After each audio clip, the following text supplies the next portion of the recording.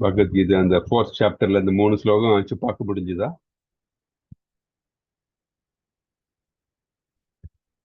யாரெல்லாம் பார்த்தீங்க?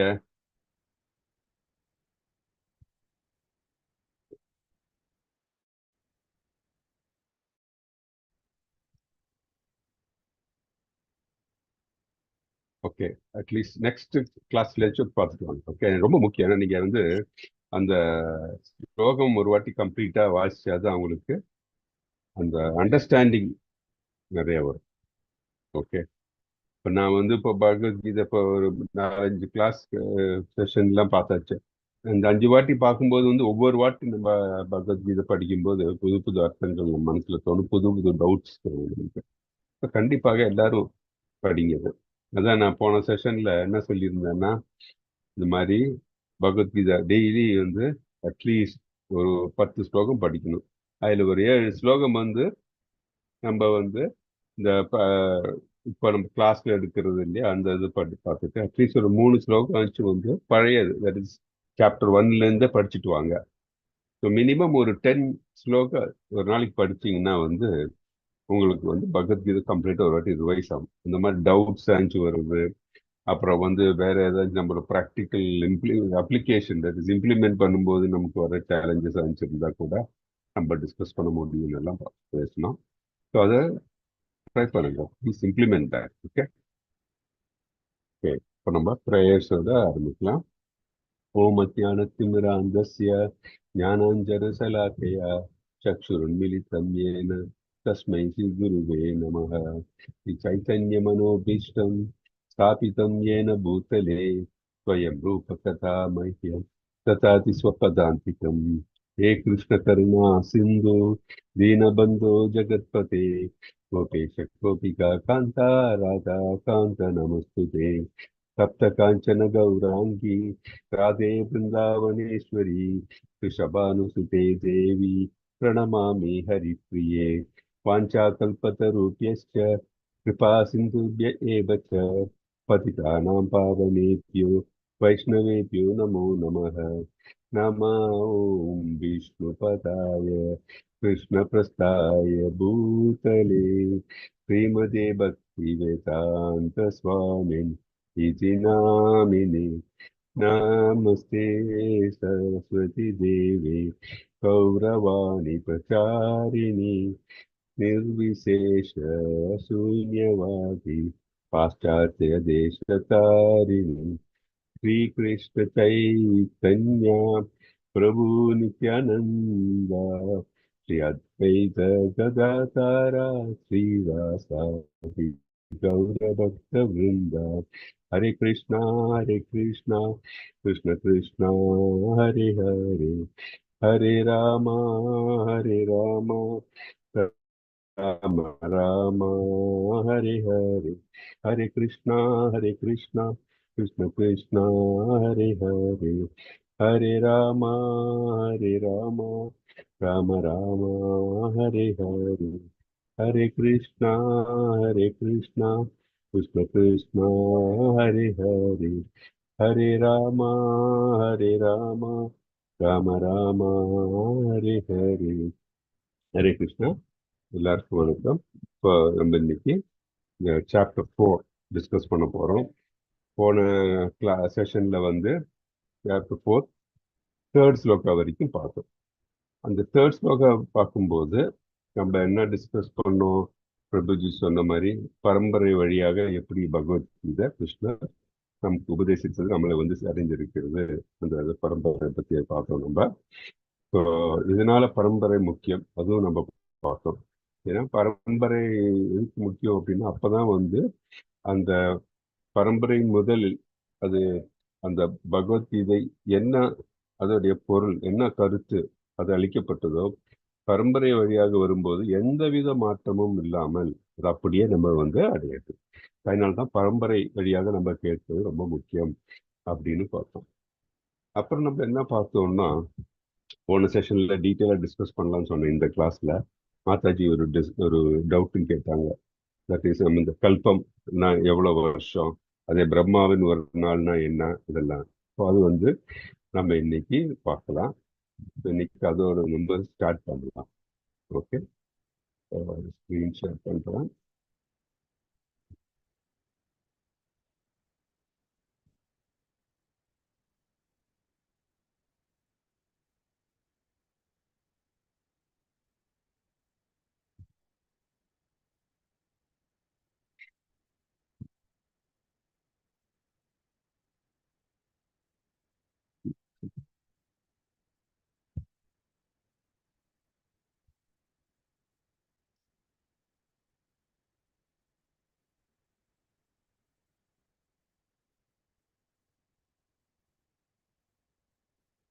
பதினாறாவது மாசாஜி நான் உங்களை ஹோஸ்ட் பண்ணிட்டேன், கோ ஹோஸ்டுக்கு பதிலா மாறி போயிருக்குன்னு நினைக்கிறேன். ஓ நீங்க என்ன வந்து ஹோஸ்ட் பண்ணிடுங்க.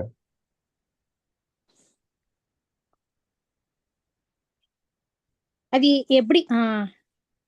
ரைட்ல நீங்க வச்சீங்கன்னா 3 டாட் வரும். அதுல வந்து என் பேர் மேல நீங்க இந்த இது வச்சா போதும். கர்சர் வச்சீங்கன்னா 3 டாட் வரும் இல்லையா? ஆ அந்த 3 டாட்டுக்குள்ள நீங்க வச்சீங்கன்னா அந்த இடத்துல அப்போ கரெக்ட் ஆச்சு. தேங்க்யூ.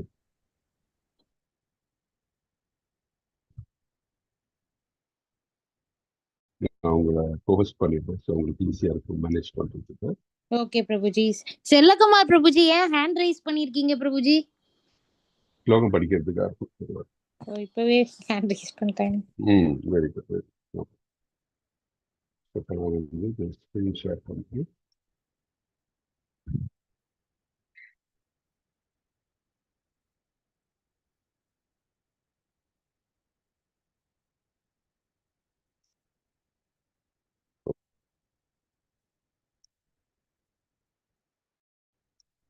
நம்ம 4th சாப்டரோட சமதி தான். தட் இஸ் நம்ம வந்து ஸ்லோகம் 4.1ல இருந்து 10 வரைக்கும் நம்ம என்ன செக்ஷன் 1 என்னன்னா கிருஷ்ணர் உடைய நாலேஜ் வந்து டிரான்ஸ்ஜெண்டல் தெய்வீகமானது என்பதை பற்றி நம்ம படிக்க போறோம். அதுதான் ஏவம் பரம்பரை பிராப்தம் அப்படின்னு என்ன? தட் இஸ் நம்ம கீடத்தொடரில் எப்படி நம்ம வந்து இந்த பகவத்கீதையை நமக்கு அளிக்கப்பட்டிருக்கிறது, அது என்ன முக்கியத்துவம், இதெல்லாம் நம்ம வந்து பார்க்க போறோம். ஓகே, அப்புறம் 11ல இருந்து 15 வரைக்கும் பார்க்கும்போது என்ன நமக்கு என்ன கருத்துக்கள் நமக்கு கிடைக்கும் அப்படின்னா, Krishna as the goal of all paths and creator of வர்ணாசிரம சிஸ்டம். கிருஷ்ணர் வந்து இப்போ பல வழிகள் இருக்கு கிருஷ்ணர் அடையாளத்துக்கு இல்லையா? இப்போ இந்த எல்லா வழிகளும் சென்று என்ன அவங்களுடைய இலக்கு என்ன இருக்க வேண்டும்? கிருஷ்ணர் தான் இலக்கு இருக்க வேண்டும். கிருஷ்ணர் வந்து வர்ணாசிரம சிஸ்டத்தை நமக்கு அளித்தார். இதை பத்தி எல்லாம் நம்ம வந்து 11ல இருந்து 15 வரைக்கும் பார்க்க போறோம் அந்த ஸ்லோகத்துல இருந்து. ஓகே, அதுல என்ன அந்த கீவேர்டு என்ன? அதுல ஏ யதாமா பிரபத்தியந்தே அப்படின்னு என்ன? என்னிடம் சரணடைவதற்கு ஏற்றாற் போல் நான் வந்து பலன் அளிப்பேன் அப்படின்ட்டு கிருஷ்ணர் சொல்றோம். ஸோ அது நம்ம வந்து அந்த 4 ஸ்லோகங்களுடைய கருத்தாக இருக்கும். அப்புறம் செக்ஷன் 3 கர்மயோகத்தை பத்தி நம்ம அதோட அப்ளிகேஷன் பத்தி பார்க்க போறோம். அது 16ல இருந்து 24 வரைக்கும் கர்மனோ ஹி அபி போத்தாவயம் அப்படின்ட்டு. ஸோ அப்படி என்ன? செயலின் நுணுக்கங்களை நம்ம வந்து உணர்வது மிக கடினம். அது எப்படி நமக்கு நம்ம செயல்களை பற்றி நமக்கு நன்றாக தெரிய வருகிறது? நம்ம வந்து வேதங்களை படிக்கும்போது கர்ம யோகத்தை நம்ம செய்யும்போது. கர்ம யோகம் எப்படி செய்யணும் நம்ம போன செஷன்லையும் போன சாப்டர்லையும் பார்த்தோம். ஸோ நம்ம டீட்டெயிலாக இந்த இதுலையும் வந்து கர்மா என்ன, விகர்மான என்ன, அகர்மான என்ன, அதெல்லாம் வந்து இன்னும் கொஞ்சம் டீட்டெயிலாக பார்க்க போறோம். அப்புறம் செக்ஷன் 4ல வந்து இது ஸ்லோகம் 25-33 வரைக்கும் அதுல வந்து sacrifices lead to transcendental knowledge. யக்னங்கள், தட் இஸ் நம்ம வந்து நமக்கு இந்த ஞானம் வரணும் என்றால் நம்ம வந்து என்ன என்ன பண்ண எப்படி நமக்கு அது ஞானம் கிடைக்கும், அதெல்லாம் நம்ம வந்து பார்க்க போறோம். அது சாக்ரிஃபைசஸ் நம்ம வந்து யக்னங்கள் பண்ணும்போது, கிருஷ்ணருக்கு அர்ப்பணம் செய்யும் பொழுது, யக்னம்னா கிருஷ்ணருக்கு அர்ப்பணம் செய்யும் பொழுது நமக்கு என்ன பலன் கிடைக்கும், இதெல்லாம் பார்க்க போறோம். ஞான யக்னா பரந்தாபா அப்படின்ட்டு. ஞான யாகம் அப்படின்னா அதே நம்ம வந்து ஒரு யக்னம் செய்யும்போது பொருள்களை கொண்டு நம்ம செய்வோம். அந்த பலி கொடுக்குறேன், இல்லை நான் அதை அழிக்கிறேன், பொருள் அழிக்கிறேன், எல்லாம் இருக்கு. பௌதிக பொருள்களை கொண்டு யஜ்ஞங்கள் செய்யலாம், ஆனால் ஞானத்தை கொண்டும் செய்யலாம். அப்படின்னா அந்த ஞானத்தை கொண்டு செய்யும்போது, அறிவோடு செய்யும் பொழுது நம்ம வந்து ரூல்ஸ் எல்லாம் வந்து கடைபிடித்து நம்ம கிருஷ்ண உணர்வோடு அவருக்கு எல்லாம் அளிக்க போறோம். ஸோ அது எப்படி, அதை பத்தி எல்லாம் பார்க்க போறோம் 25லேருந்து 33 வரைக்கும். அப்புறம் செக்ஷன் 5 34 42 இந்த தெய்வீக அறிவினை பற்றி இருக்கிற இதெல்லாம் நம்ம இந்த பார்க்க போறோம். Summary of it. தத்விதி பிரணி பார்த்தேனா, இப்படி குரு வழியாக நம்ம எப்படி நம்ம இந்த இதை கற்றுக்கிறோம், அதே மாதிரி எப்படி பணிவோட நம்ம இருக்கணும், ஆன்மீக குருவை நம்ம எப்படி அணுகணும், எப்படி நம்ம அவருக்கு சேவை செய்யணும், இதை பற்றி எல்லாம் நம்ம வந்து பார்க்க போகிறோம். ஸோ இதுதான் சாப்டர் 4 நம்ம பார்க்க போகிறோம். ஓகே, ஸோ இந்த செஷன் தொடங்கும் போது நம்ம இந்த போன கிளாஸ்ல நமக்கு இருந்த அந்த டவுட் வந்து முதல்ல கிளியர் பண்ணிட்டு போகலாம். என்ன அந்த டவுட்டு? தட் இஸ் இந்த யுகங்களை பற்றி தான். ஓகே, இது நம்ம பரம்பரை பற்றி பேசியிருந்தோம். குவிக்கா அன்னைக்கு பிரபுஜி சொல்லியிருந்தாரு, கிளியரா எக்ஸ்பிளைன் பண்ணார் நமக்கு எப்படி பரம்பரை, அப்படின்ட்டு யாரெல்லாம் பரம்பரை இருக்காங்க, இம்பார்ட்டன்ட் கிருஷ்ணர். நம்ம வந்து இங்க 4 பரம்பரை கிருஷ்ணர் தோன்றியது. பிரம்ம கௌடிய பரம்பரை, லக்ஷ்மி ஸ்ரீ பரம்பரை, அப்புறம் ருத்ர பரம்பரை, அப்புறம் வந்து 4 இருக்கு. அதுல பிரம்மால இருந்து வருது, அதுக்கப்புறம் மதுவாச்சாரியா வழியா வருது நமக்கு. அப்புறம் லக்ஷ்மி ஸ்ரீ பரம்பரையில இருக்கிற ஒரு உன்னதமான ஒரு ரிஷியாரு, அதுனா ராமானுஜாச்சாரியார், குரு குரு.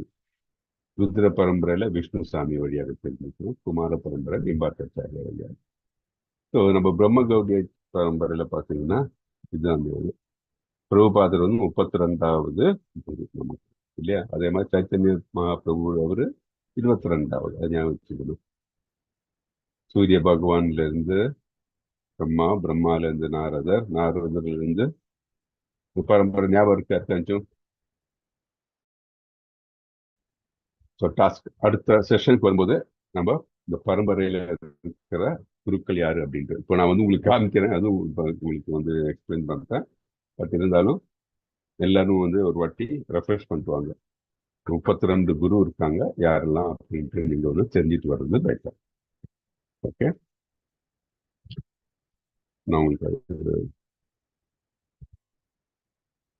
பத்ம மாதாஜி நீங்க வேணா அந்த இதுலையும் போட்டுருங்க ஒரு வாட்டி, இந்த 32 இந்த குருக்களுடைய நேம்ஸ் ஒன்று போட்டுருங்க. ஸோ இந்த சார்ட் பார்த்தீங்கன்னா பிரம்மருடைய ஒரு நாள் இல்லை பிரம்மருடைய வாழ்நாள் எப்படி கால்குலேட் பண்றாங்க அப்படின்ட்டு நம்ம பார்க்க போறோம். இது வந்து ஈஸியா புரிஞ்சுக்கிற மாதிரி. ஸோ நம்ம கீழே இருந்து மேலே வரலாம். ஓகே, இந்த சார்ட்ல பார்த்தீங்கன்னா எவ்வளவு யுகங்கள் இருக்கு தெரியுமா? யாராவது சொல்ல முடியுமா எவ்வளவு யுகங்கள் இருக்கு? 4 யுகங்கள் பிரபுஜி. கரெக்ட், 4 யுகம். அது என்னன்னா சத்யயுக, திரேதயுக, துவாபார யுக, கலியுகம்னு 4 யுகம் இருக்கு. சத்யயுக தான் நிறைய டைம். அது எப்படின்னா 1.728 மில்லியன் இயர்ஸ், அப்படின்னா 17,28,000 வருஷம். அதுதான் சத்யயுகா. அப்புறம் அடுத்ததை விட கொஞ்சம் சின்னது எப்படி திரேதயுகம், அங்க வந்து 12,96,000 வருஷம். அப்புறம் துவாபார யுகம் வந்து 8,64,000 வருஷம். கலியுகம் தான் கம்மியானது, 4,32,000. இந்த ஒவ்வொரு யுகங்களுக்கு நடுவுலையும் அது சந்தியான்னு இருக்கும். இங்க இந்த லைன் போட்டிருக்காங்க இல்லையா, தெரியுதா இந்த லைன்? தட் இஸ் இந்த யுகத்துக்கு இந்த ஓவர்லேப் ஆகும். ஸோ இந்த யுகம் சத்தியுகம் முடிந்து திரேதயுகம் தொடங்கும் போது அந்த நடுவில் இந்த கடைசி டைம் இருக்கு இல்லையா, அதுதான் வந்து யுகம், சாரி சந்தியா அப்படின்னு சொல்லுவாங்க. ஓகே, ஸோ டோட்டலா பேஸ் இதுதான் 4 யுகங்கள். 4 யுகங்கள் வந்து இந்த இது சொல்லியிருக்கேன், இந்த நம்பர் எவ்வளவு வருஷம்னு சொல்லியிருக்கேன். இதுல வந்து பாத்தீங்கன்னா இந்த கலியுகம் ஈஸியா எப்படி ஞாபகம் வச்சுக்கணும்னா, கலியுகம் ஒண்ணு ஞாபகம் வச்சுக்கோங்க. 4,32,000 வருஷம். அதோடைய நேர டபுள். அதுல இன்னொரு 4,32,000 ஆட் பண்ணீங்கன்னா துவாபார யுகம். அப்போ வந்து 8,64,000. அதுல இருந்து ஒரு 4,32,000 ஆட் பண்ணுங்க, அது திரேத்த யுகம். 12,96,000 வருஷம். அதுல இருந்து ஒரு 4,32,000 ஆட் பண்ணீங்கன்னா 17,28,000. ஈஸியா ஞாபகம் வச்சுக்கலாம். கலியுகம் ஒண்ணு நீங்க கரெக்டா ஞாபகம் வச்சாங்க. 4,32,000 இயர்ஸ் அப்படின்னு ஞாபகம் வச்சுட்டீங்கன்னா அப்படியே நீங்க ஆட் பண்ணிக்கலாம். இது 4 சேர்ந்தால் அது என்ன சொல்லுவோம்னா ஒரு திவ்ய யுகா அப்படின்னு சொல்லுவோம். இந்த 4 சத்தியயுகா, திரேத்தயுகா, துவாபர யுகா, கலியுகா, அது 4 சேர்ந்த அதை என்ன சொல்லுவோம்னா ஒரு திவ்ய யுகா. இது 4 கூட்டினா எவ்வளவு வருஷம் ஆகுது பாத்தீங்கன்னா 43,20,000 வருஷம். அதுதான் 4.32 மில்லியன் இயர்ஸ் அப்படின்னு சொல்றோம். ஓகே, அப்பனா ஒரு திவ்ய யுகானா 43.20 lakh இயர்ஸ், 43,20,000 வருஷம். அடுத்த ஸ்டேஜ் என்ன? மன்வந்திரம் அப்படின்னு சொல்றோம். மன்வந்திரம்னா எவ்வளோ அப்படின்னா 71 திவ்ய யுகம். ஒரு திவ்ய யுகம் பார்த்தோம் 43,20,000. அதுல இருந்து 71 வாட்டி அதை ஆட் பண்ணோம்னா அது வந்து ஒரு மன்வந்திரம் அப்படின்னு சொல்றோம் நம்ம. அதே மாதிரி இந்த ஒவ்வொரு மன்வந்திரம் ஆரம்பிக்கும் போதும் அது முடியும் போது அடுத்த மன்வந்திரத்துக்கு முன்னாடி என்ன இருக்கு? சந்தியா. இதே மாதிரி சந்தியா. எவ்வளவு சந்தியானா 1.72 lakh மில்லியன் இயர்ஸ். ஓகே, அது. ஸோ இந்த மன்வந்திரத்துக்கு அடுத்த ஸ்டேஜ்னா ஒரு கல்பம். அப்படின்னா ஒரு நாள். நாள்னா டே டைம், நைட்டு வேற, ஒரு நாள் டே டைம், பகல். சாரி, நாள்னு சொல்லக்கூடாது, பகல். ஒரு பகல். அது எப்படி கால்குலேட் பண்ணும் அப்படின்னா இந்த 14 மன்வந்திரம். இப்போ நம்ம பார்த்தோம் இல்லையா? மன்வந்திரம்னா 306.72 மில்லியன் இயர்ஸ் பார்த்தோம். இந்த 71 திவ்ய யுகத்தை அதுதான் 306.72 மில்லியன் இயர்ஸ். ஸோ ஒரு கல்பம் அப்படின்னா ஒரு பகல் பொழுது, பிரம்மாவோட பகல் பொழுது கால்குலேட் பண்ணோம். இந்த மாதிரி 14 மன்வந்திரம் அதோட சேர்ந்து பிளஸ் 15 சந்தியா. இந்த 15 சந்தியா சொன்னோம் இல்லையா? 1.78 மில்லியன் இயர்ஸ் ஒரு சந்தியா, அதுவும் ஆட் பண்ணிக்கு. இதுவும் ஆட் பண்ணும்போது ஒரு கல்பம் அப்படி ஒரு பகல் பொழுது. அது எவ்வளவுனா 4.32 பில்லியன். அப்போ 43 கோடி வருஷம் ஆயிடுது.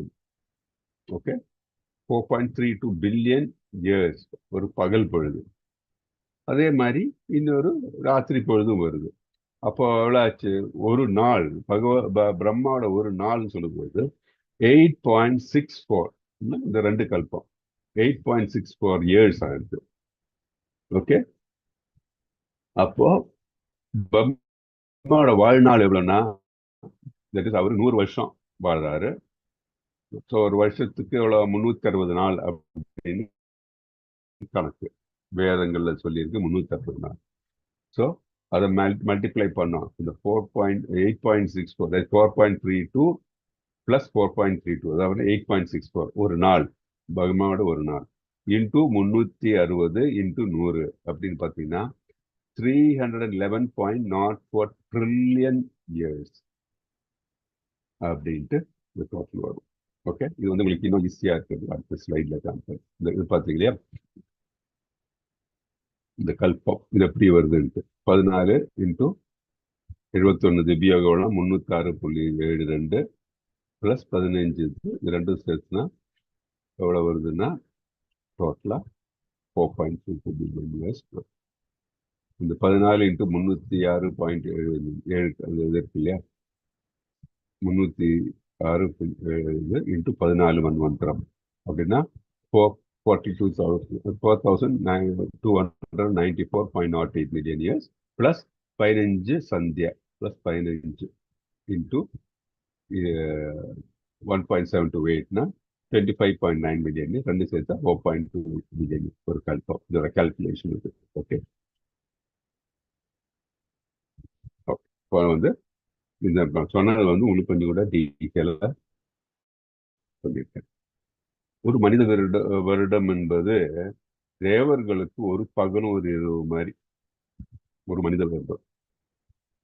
ஒரு வருடம் தேவர்களுக்கு அப்படின்னா 360 பகல்கள் அண்ட் 360 இரவுகள்.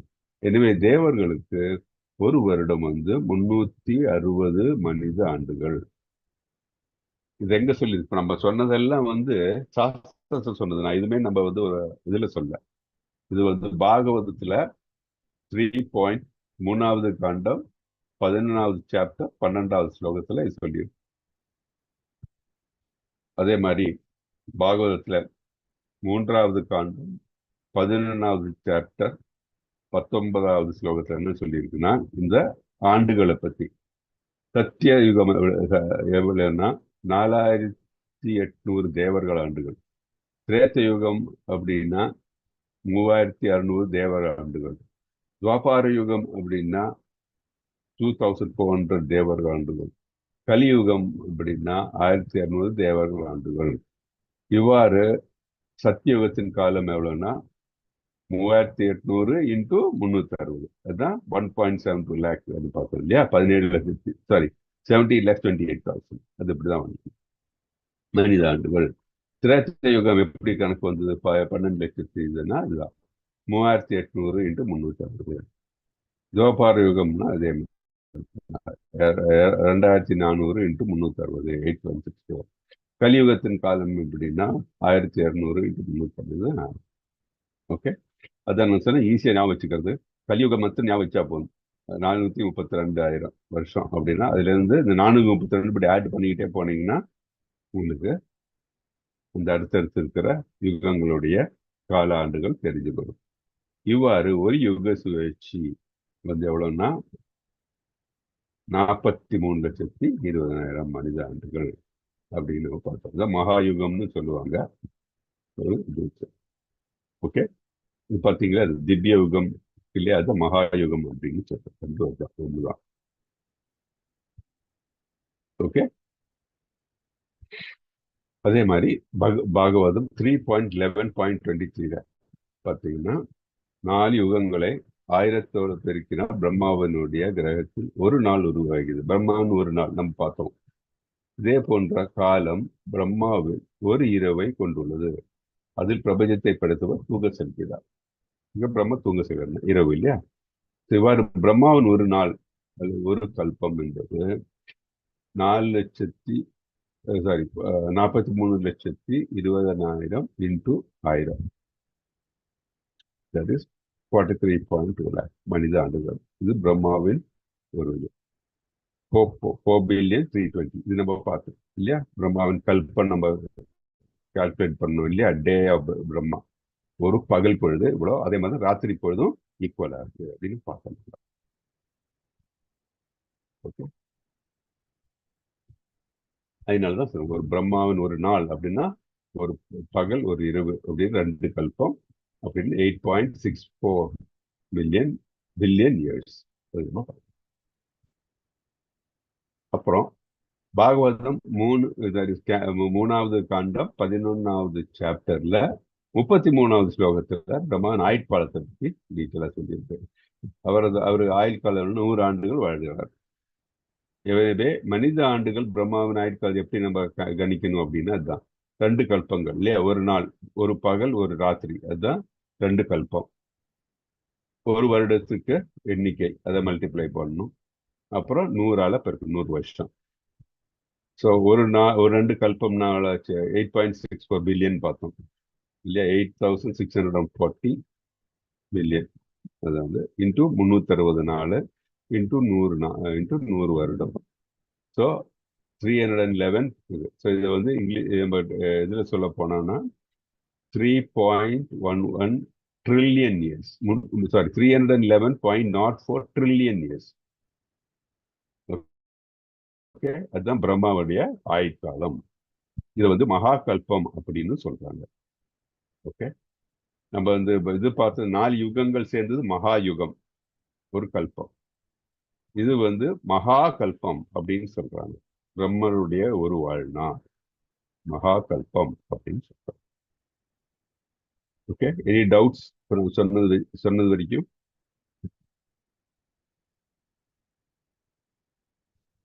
Okay,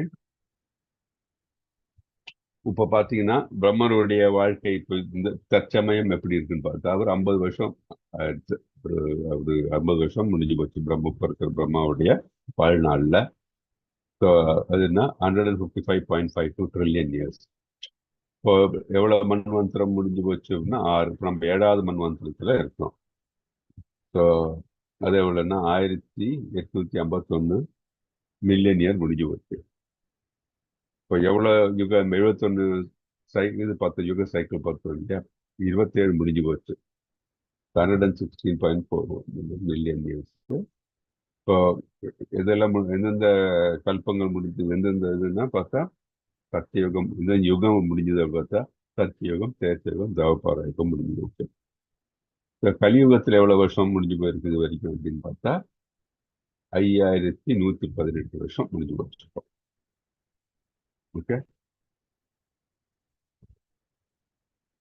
so life of Brahma இனி இப்போ எவ்வளவு வருஷம் முடிஞ்சிருக்குன்னா 155.50 பிளஸ் இதெல்லாம் டோட்டல் பண்ணா இவ்வளவு வருஷம் முடிஞ்சிருக்கு. 15.522 ட்ரில்லியன் இயர்ஸ் முடிஞ்சு போயிருக்கு. ஸோ இன்னும் அவ்வளோ ஈக்குவல் அவ்வளோ இருக்கு பாக்கி. நம்ம பார்த்தோம் இல்லையா 311.02 சொல்லியிருக்கோம் நம்ம. அந்த அது முடிகிற வரைக்கும் பிரம்மருடைய லைஃப் இன்னும் இருக்கு. மனித குலத்தை பொறுத்த வரைக்கும் அது ரொம்ப இல்லையா, அதை எண்ணி நமக்கு மனதில் எண்ணி கூட பார்க்க முடியும், அவ்வளவு வருஷம் மாதிரி தோணுது. ஸோ பிரம்மாவோட லைஃப்ல பார்த்தீங்கன்னா 50 வருஷம் முடிஞ்சு போச்சு, இன்னும் 50 வருஷம் தான் இருக்கு அவருக்கு. அந்த மாதிரி பார்த்தீங்கன்னா ஒவ்வொரு உயிர் வாழிகளுக்கும் ஒவ்வொரு இது நிச்சயிக்கப்பட்டிருக்கு இல்லையா, தட் இஸ் அவங்களுடைய வாழ்நாள். மனிதனுக்கு 100 வருஷம்னு சொல்லியிருக்கோம். ஆனா இதே ஒரு நாய்க்கு அப்படின்னா அவ்வளோ இருக்கு. ஒவ்வொரு விலங்குக்கு ஒரு மாதிரி இல்லையா, நாய்களுக்கு 10 வருஷம், 12 வருஷம், மேக்சிமம் 15 வருஷம்னு சொல்லுவாங்க. முயல்களுக்கு இன்னும் குறையும். அந்த மாதிரி ஒவ்வொரு உயிர் வாழிகளுக்கும் அந்த மாதிரி நம்ம அந்த விலங்க இருக்கிற டைம்ல ஒரு ரேபிட் கிட்ட போய் மனிதன் 100 வருஷம் இருக்குன்னு அது எவ்வளவு ஐயோ இவ்வளவு வருஷமா அப்படின்ட்டு அது கணக்கு பண்ண முடியாது. அதே மாதிரி மனித குலத்துக்கு இப்போ பிரம்மர் இவ்வளவு வருஷம் சொல்லும்போது நம்ம மனதுல ரொம்ப பெரிய அது மாதிரி தோணுது. ஆனா பிரம்மருக்கு 50 வருஷம் முடிஞ்சு போச்சுன்னா 50 வருஷம் தான் பாக்கி இருக்கு. ஸோ இதுல இருந்து நம்ம என்ன புரிஞ்சுக்கணும் அப்படின்னு சொன்னா, இந்த உலகத்துல, இந்த பிரபஞ்சத்துல தோன்றின, பௌதிக உலகத்துல தோன்றின எல்லா உயிர் வழிகளுக்கும் ஒரு ஆரம்பம் உண்டு, முடிவு உண்டு. அது நம்ம நல்லா ஞாபகம் வச்சுக்கணும். ஸோ ஒவ்வொரு உயிர் வாழிகளுடைய நிலைக்கு ஏற்ப அவர்கள் எந்த கிரகத்தில் இருக்காங்களோ அதற்கு ஏற்ப அவருடைய வாழ்நாள் அதில் வித்தியாசம் இருக்கும். ஜாஸ்தியா இருக்கும், சில கம்மியா இருக்கும். அது நம்ம அதுக்கு ஸ்டாண்டர்ட் மனித வாழ்நாளை வச்சு கால்குலேட் பண்ணும்போது நமக்கு அது எனார்மஸா தோணும், சிலது கம்மியாகவும் தோணும். ஓகே, இது நம்ம மனதில் வச்சுக்கணும். ஸோ மனுவோடைய இது பார்த்தோம்னா, இந்த Manu 27 cycle of 4 yuga over 116.64 million years முடிஞ்சு போச்சு. 3 யுகம் 3.88. இந்த கலியுகத்துல 5117 வருஷம் முடிஞ்சு போச்சு. ஸோ லைஃப் ஆஃப் மனு எவ்வளோ இது வரைக்கும் இருக்குன்னா 116.64 பிளஸ் 3.88 பிளஸ் 70 இதுதான் முடிஞ்சிருக்கு. So accepting that before the birth of Manu Gita was spoken to lord to the sun. இப்போ மனு பிறந்ததுக்கு முன்னாடியே பகவத்கீதை நமக்கு அளிக்கப்பட்டிருக்குன்னு சொல்லி நம்ம ஸ்லோகத்துல பார்த்தோம். அப்படி பார்த்தா கணக்கு பார்த்தா கீதை 120 மில்லியன் இயர்ஸ் 12 லட்சம் வருஷத்துக்கு முன்னாடியே விவசாயனுக்கு உரைக்கப்பட்டிருக்குது நம்ம தெரிஞ்சுக்க. இது அந்த பர்பட்லயும் நம்ம பார்த்தோம். 120 12 லட்சம் வருஷத்துக்கு முன்னாடி 120 மில்லியன் சொல்லும்போது 12 லட்சம். ஓகே, அதுதான் கணக்கு.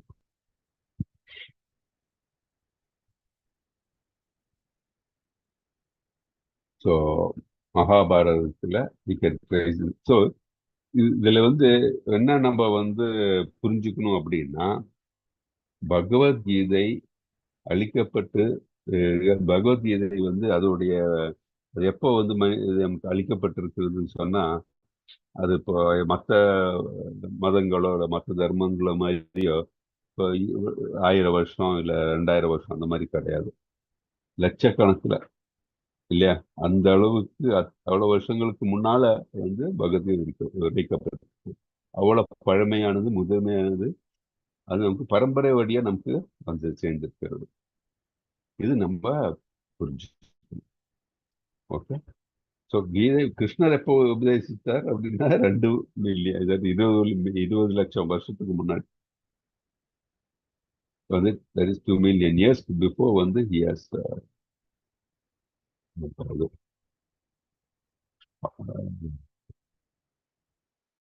given to Manu. ஸோ அது நம்ம பார்க்கணும். that is through the sun god. அது ஞாபகம் வச்சுக்கணும். நம்ம பூமிக்கு எப்போ வந்ததுன்னா 2 மில்லியன் இயர்ஸ்க்கு முன்னாடி வந்து. ஓகே. இப்போ இதுல இருந்து நம்ம சம்மரி பார்க்கலாம். ஒரு பிரம்ம ஒரு நாள்னா 2 கல்பம், 8.64 மில்லியன் இயர்ஸ்.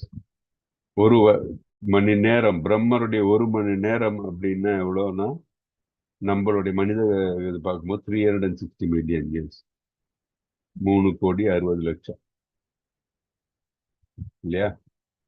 60 லட்சம், sorry, that is 36 lakhs years ஆகுது. ஒரு மினிட் எவ்வளவு வருதுன்னா 6 லட்சம் வருஷம். ஒரு செகண்ட் பிரம்மா நமக்கு நம்ம மனித குலத்துல பார்க்கும் 10,000 வருஷம். ஞாபகம் வச்சுக்கோங்க. ஒரு செகண்ட் பிரம்மாக்கு நம்மளுடைய 1 லட்சம் வருஷம், சாரி 10,000 சொல்லிட்டோம், சாரி 1 லட்சம் வருஷம். ஒரு செகண்ட் 10 லட்சம், 1 லட்சம் வருஷம். ஒரு மினிட் வந்து பார்த்தோம்னா 60 லட்சம் வருஷம். ஒரு ஹவர் வந்து 360 லட்சம் வருஷம். 1 டே நமக்கு 8,640. இது நம்ம புரிஞ்சுக்கலாம். ஓகே. ஸோ இதுல இருந்து நமக்கு என்ன தெரியுது? நம்மளுடைய ஸ்கிரிப்சர்ஸ்ல வந்து எல்லாத்துக்கும் வந்து ஒரு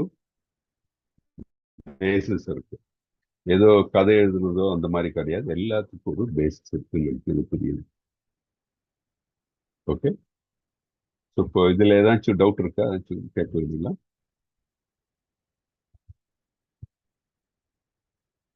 கிளியர் இல்லையா? கிளியர் பிரபுஜி. ஓகே. இப்போ நம்ம நேரா 4.4 ஸ்லோகம் பார்க்க போறோம். நான் படிக்கிறேன் பிரபுஜி. அப்படியா? செல்லக்குமார் பிரபுஜி, நீங்க ஹேண்ட் ரைஸ், ஆமா, இது இவர் ஹேண்ட் ரைஸ் பண்ணியிருந்தாரு செல்லக்குமார் பிரபுஜி முன்னாடியே. அவர் இது படிச்சு நீங்க அடுத்தது படிச்சிருக்கீங்களா மாதாஜி? ஓகே.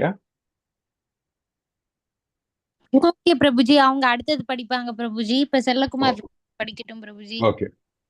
படிங்க பிரபுஜி. செல்லக்குமார்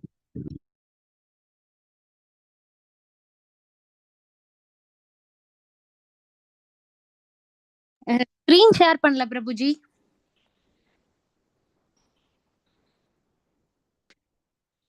சவுண்டும் கேட்கல பிரபுஜி.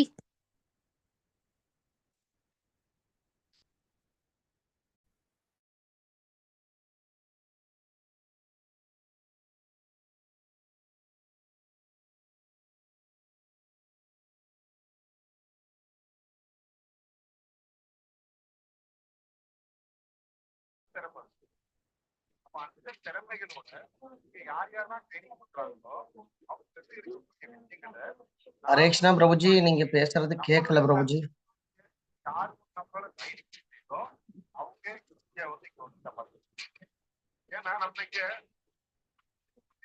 பிரபுஜி நீங்க மியூட் ஆன் பண்ணவா? இல்ல, நான் பேசல, நான் ஒன்னும் பேசல, யாரோ பேசிட்டு இருக்காங்க. மாதாஜி பேசிட்டோம். மாதாஜி வந்து பேசிட்டோம். மாதாஜி பிரபுஜி வந்து கிளியர் இல்ல. செல்லக்குமார் பிரபுஜி கிளியரா இல்ல. என்னால மாதாஜி பேசு படிச்சிருக்கோம். படிக்கட்டுமா பிரபுஜி? படிக்கட்டுங்களா? நீங்க படிங்க மாதாஜி. ஹரே கிருஷ்ணா பிரபுஜி. ஹரே கிருஷ்ணா. அபரம் பவதோ ஜன்ம ஜன்ம பரம் ஜன்ய विवस्वतः कथम् एतत् विजानीयां त्वम् आदौ प्रोक्तवान् इति. பொருள். அர்ஜுனன் வினவினான், சூரிய தேவனான விவஸ்வான் பிறப்பால் தங்களை விட பெரியவர் தாங்கள் அவருக்கு இவ்விஞ்ஞானத்தை ஆரம்பத்திலேயே உபதேசித்தீர்கள் என்பதை எவ்வாறு நான் புரிந்து கொள்வது? பொருளுரை. பகவானின் பக்தனாகிய அர்ஜுனன் கிருஷ்ணரது மொழிகளை நம்ப முடியாமல் இருப்பது சாத்தியமா? உண்மை என்னவெனில் அர்ஜுனன் தனக்காக இந்த கேள்வியை எழுப்பவில்லை. பரமபுருஷ பகவானின் மீது நம்பிக்கை இல்லாதவர்களுக்காகவும் கிருஷ்ணர் பரமபுருஷ பகவானாக ஏற்றுக்கொள்ளப்பட வேண்டும் என்ற கருத்தை விரும்பாத அசுரர்களுக்காகவும் இக்கேள்வியை எழுப்புகிறான். முழுமுதற் கடவுளான கிருஷ்ணரை பற்றி அறியாதது போல வினவிய அர்ஜுனன், கிருஷ்ணரே பரமபுருஷ பகவான், அவரே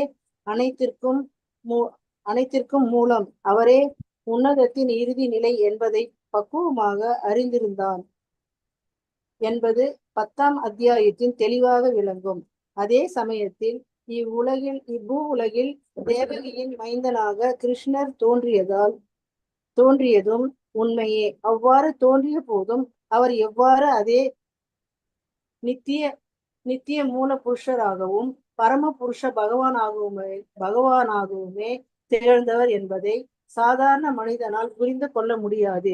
எனவே இவ்விஷயத்தை அதிகாரப்பூர்வமாக பகவானே கூறிவிடட்டும் என்பதற்காக அவரிடமே வினவினான் அர்ஜுனன். இப்போது மட்டுமல்ல, நினைவு கெட்டாத காலம் தொட்டே கிருஷ்ணரே பரம அதிகாரி என்பது அகிலம் முழுவதும் ஏற்றுக்கொள்ளப்பட்ட விஷயம். அசுரர்கள் மட்டுமே அவரை நிராகரிப்பர். இருப்பினும் கிருஷ்ணரே அனைவராலும் ஏற்றுக்கொள்ளப்பட்ட அதிகாரி என்பதால் அர்ஜுனன் இக்கேள்வியை அவரிடமே முன்வைக்கிறான். இதன் மூலம் கிருஷ்ணரே தன்னை பற்றி விளக்குவார்.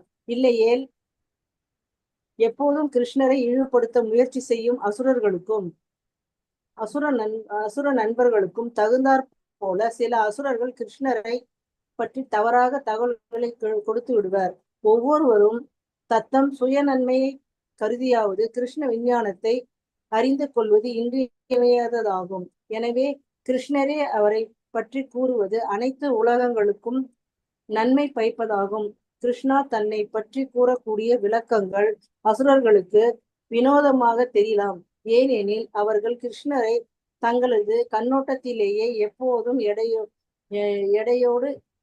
எடையோடுகின்றனர். ஆனால் பக்தர்களோ கிருஷ்ணர் தன்னை பற்றி கூறும் விஷயங்களை இதயபூர்வமாக வரவேற்கின்றனர். அவரை பற்றி மேன்மேலும் அறிவதில் எப்போதும் அளவில்லா ஆர்வம் கொண்டிருப்பதால் அவர்கள் கிருஷ்ணரின் இத்தகு அதிகாரபூர்வமான சொற்களை வழிபடுகின்றனர். கிருஷ்ணரை சாதாரண மனிதனாக எண்ணும் நாத்திகர்கள் கிருஷ்ணர் மனித சக்திக்கு அப்பாற்பட்டவர், ஆனந்தமும் அறிவும் நிறைந்த நித்திய ரூபமுடையவர், சத்சிக் ஆனந்த் விக்ரக, திவ்யமானவர், ஜட இயற்கை குணங்களின் ஆதிக்கத்திற்கு அப்பாற்பட்டவர், காலம் இடம் ஆகியவற்றின் பாதிப்புகளை கடந்தவர் முதலியவற்றை கீதையின் மூலம் அறிந்து கொள்ளலாம். அர்ஜுனனை போன்ற கிருஷ்ண பக்தர் கிருஷ்ணரின் திவ்யமான நிலையை பற்றிய குழப்பங்களுக்கெல்லாம் அப்பாற்பட்டவர் என்பதில் ஐயமில்லை. கிருஷ்ணரை ஜட இயற்கையின் குணங்களுக்கு உட்பட்ட சாதாரண மனிதனாக கருதும் நாத்திகர்களின் மனப்பான்மையை முறியடிப்பதற்காக செய்யப்பட்ட முயற்சியே பக்தனான அர்ஜுனனால் பகவானின் முன்பு எழுப்பப்பட்ட இக்கேள்வியாகும். ஹரே கிருஷ்ணா. ஹரே கிருஷ்ணா. சோ இது இதுல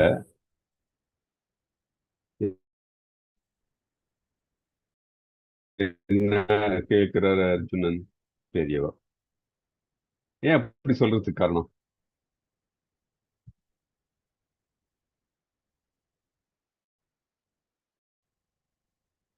கிருஷ்ணர் கிட்ட அர்ஜுனன் சொல்றாரு, சூரிய பகவான் விவஸ்வான் உங்களை விட பிறப்பால பெரியவர்.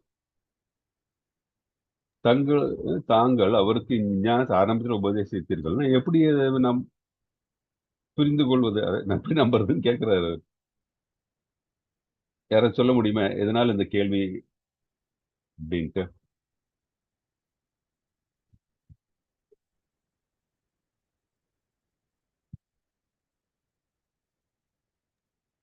நம்ம இதெல்லாம் பார்த்தோம் ஃபர்ஸ்ட். சொல்லுங்க. Prabhuji, once more, Prabhuji, question.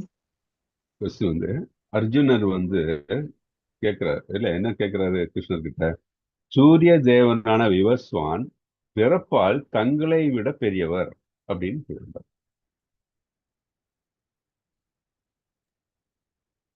அர்ஜுனனுக்கு விவஸ்வான் வந்து சொல்லுங்க. அர்ஜுனன் கிருஷ்ணரை முழுமுதற் கடவுளா அப்ப பாக்கலைங்க பிரபுஜி, நண்பரா மட்டும்தான் அவர் பார்த்தாரு. இப்போ அதாவது நண்பரா பார்த்ததால அதனால அந்த மாதிரி ஒரு கொஸ்டின் கேட்டாருங்க பிரபுஜி. இப்போ அது இருக்கலாம். ஆனா பகவத்கீதை இப்பதானே உரைக்கிறாரு இவருக்கு, அர்ஜுனுக்கு. இந்த மகாபாரத போர்ல அந்த டைம் தான் எடுத்து சொல்றாரு பகவத்கீதைய. அப்போ ஹரே கிருஷ்ணர் அப்போ கிருஷ்ணா சொல்லுங்க மாதாஜி. பிரபுஜி. அவர் சொல்லுங்க. நமக்காக கேட்டிருக்காரு பிரபுஜி. அது அது கரெக்ட். அர்ஜுன் ஒரு கன்றுக்குட்டி போலதான் நமக்காக தானே பிரபுஜி அப்ப கேக்குறாங்க. இந்த மனசுல இந்த கேள்வி வர்றதுக்கு காரணம் என்ன? பிரபுஜி நானும் சொல்லட்டுமா பிரபுஜி? சொல்லுங்க. ஆக்சுவலா அர்ஜுனர் கிருஷ்ணர் சொல்வாரு, நீயும் நானும் நிறைய பிறவிகள் சேர்ந்துதான் நம்ம இதா இருக்கோம். எனக்கு எல்லா தடவையும் எனக்கு ஞாபகம் இருக்கு. இது இறந்த காலம் எல்லாமே எனக்கு ஞாபகம் இருக்கு, உனக்கு அது ஞாபகம் இருக்காது அப்படின்ட்டு கிருஷ்ணர் சொன்னாரு பிரபுஜி. அதனாலதான் அர்ஜுனருக்கு இந்த கேள்வி வருது. அது பதில் கிருஷ்ணர் அது பதில் சொல்லுவாரு அந்த கேள்விக்கு. சோ இதுக்கு இந்த கேள்வி மனதில் தோன்றதுக்கு காரணம் என்னன்னா, இது எந்த யுகத்துல இப்ப கிருஷ்ணர் தோன்றி இருக்காரு? துவாபர யுகம். துவாபர யுகம் இல்லையா? அப்போ இது சூரிய பகவான் எப்போ தோன்றி இருக்காரு? நம்மளுடைய இந்த பிரபஞ்சம் தோன்றினப்பவே சூரிய பகவான் தோன்றி இருக்காரு இல்லையா? அப்படி பார்க்கும்போது இந்த பாமர மக்களுக்கும் இல்ல கிருஷ்ணரை பத்தி முழுமையாக தெரியாதவர்களுக்கும் என்ன மனசுல தோணும்? கிருஷ்ணர் இப்ப துவாபார யுகத்துலதான் தோன்றி இருக்காரு. இவர் சூரிய பகவான் எப்போ தோன்றி, பிரபஞ்சம் தோன்றிய சூரியன் இருக்கு இல்லையா? அதனாலதான் உயிர் வாழிகள்லாம் இருக்கு. சூரியன் இல்லைன்னா உயிர் வாழிகளே கிடையாது. அப்படி இருக்கும்போது கிருஷ்ணர் இப்பதான் தோன்றி இருக்காரு. இவர் எப்படி சூரிய பகவானுக்கு அப்போ இதை பத்தி சொல்லியிருக்க முடியும், பகவத்கீதையை பத்தி சொல்லியிருக்க முடியும்? இந்த விஞ்ஞானத்தை எப்படி சொல்லியிருக்க முடியும்? அப்படி மனசுல தோன்றான் இல்லையா? கரெக்ட் தானே? ஆமா பிரபுஜி. அதனாலதான் இந்த கேள்வி வந்திருக்கு. ஏன்னா இந்த பகவத்கீதையோட அடிப்படை ஃபண்டமெண்டல் இதே இந்த அறிவில்லாதவர்கள், இந்த ஸ்பெகுலேட்டர்ஸ், பிலாசபர்ஸ் எல்லாம் இந்த மாதிரி கேட்கறதுக்கு சான்சஸ் இருக்கு. அதனாலதான் அர்ஜுன் இந்த கேள்வியை கேட்கிறார். அர்ஜுனருக்கு சரி, அவர் உன்னத ஆத்மா. ஆனால் நமக்காக அது மட்டும் இல்லாமல் இந்த மாதிரி ட்ரை பிலாசபர்ஸ் இவங்களுக்கெல்லாம் வேண்டி இந்த கேள்வி கேட்கிறார். இந்த கேள்வியை கிருஷ்ணர்கிட்டே கேட்கிறார். அது ஏன் கிருஷ்ணர்கிட்டே கேட்கிறாருன்னா, அவர் தான் இல்லையா முழு முதற் கடவுள். ஸோ அவர்கிட்ட கேட்டு அவர் வாயால சொல்லட்டும், அவரு கிருஷ்ணரே சொல்லட்டும் என்ன அப்படின்ட்டு இந்த கேள்வியை கேட்கிறார். ஓகே. இல்லாட்டி மனசுல இதை கொஞ்சம் ஸ்பெகுலேட் பண்றவங்களுக்கு அவங்களுக்கு தோணும், பிலாசபர்ஸ்க்கு மனசு தோணும், கிருஷ்ணர் இப்பதான் துவாபர யுகத்துல தான் தோன்றிருக்காரு. ஆனா இந்த விஞ்ஞானம் சூரிய பகவானுக்கு கொடுத்திருந்தா எப்படி அது அப்படின்னு கேட்கலாம். அதற்காக தான் அந்த டவுட்டை கிளாரிஃபை பண்றதுக்கு தான் அந்த கேள்வி கேட்கிறாரு. ஓகே,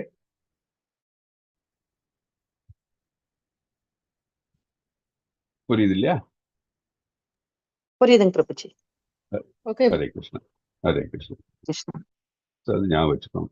இதுல இருந்து நமக்கு என்ன தெரியுது? பாக்கி எல்லாரும் உயிர் வாழிகள். கிருஷ்ணருக்கு கிருஷ்ணர்ல தான் எல்லாரும் தோன்றி இருக்கோம் இல்லையா? அவரு தான் புருஷோத்தமன், உத்தம புருஷன், அதான் புருஷோத்தமா அப்படின்னு சொல்றாரு. பாக்கி எல்லாரும் ஜஸ்ட் புருஷாஸ் இல்லையா? எல்லாரும் நிறைய புருஷாஸ் இருக்கலாம். ஆனா புருஷோத்தம்னு ஒன்னாதான் இருக்க முடியும். அவர் தான் புருஷோத்தமன். அது ஞாபகம். அவர் தான் எல்லாத்தையும் அனைத்துக்கும் மூலம் அவர் தான். அது நமக்கு இவர் அர்ஜுனர் கிளியரா உணர்த்துறாரு நமக்கு. இதுதான் பகவத்கீதை இந்த ஸ்லோகம் வழியாக நம்ம புரிஞ்சுக்கிறோம். அர்ஜுனனுடைய இந்த கேள்வியின் உள்ள அர்த்தமும் அதுதான். இல்லாட்டி அசுரர்கள்னா இந்த இடத்துல எப்படி வச்சுக்கணும், நம்ம இந்த கிருஷ்ணரை பத்தி புரிஞ்சுக்காதவங்க, கிருஷ்ணரை பத்தி தெரியாதவங்க, கிருஷ்ணருக்கு அகேன்ஸ்டா பேசுறவங்க, இவங்க எல்லாம் கன்ஃபியூஸ் பண்றதுக்கு இந்த மாதிரி கேள்வி கேட்கறதுக்கு வாய்ப்புகள் உண்டு. ஸோ அதனை கிளாரிஃபை பண்றதுக்குன்னா அர்ஜுன் இந்த கேள்வியை கேட்கலாம். Okay, right. அடுத்து பார்க்கலாம், அடுத்த பதத்தில் படிக்கணுமா பற்றி அடுத்த ஸ்லோகம்.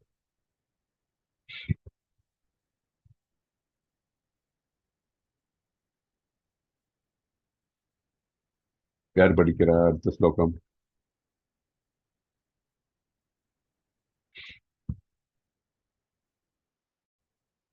அதுக்கு படிக்கிறீங்களா?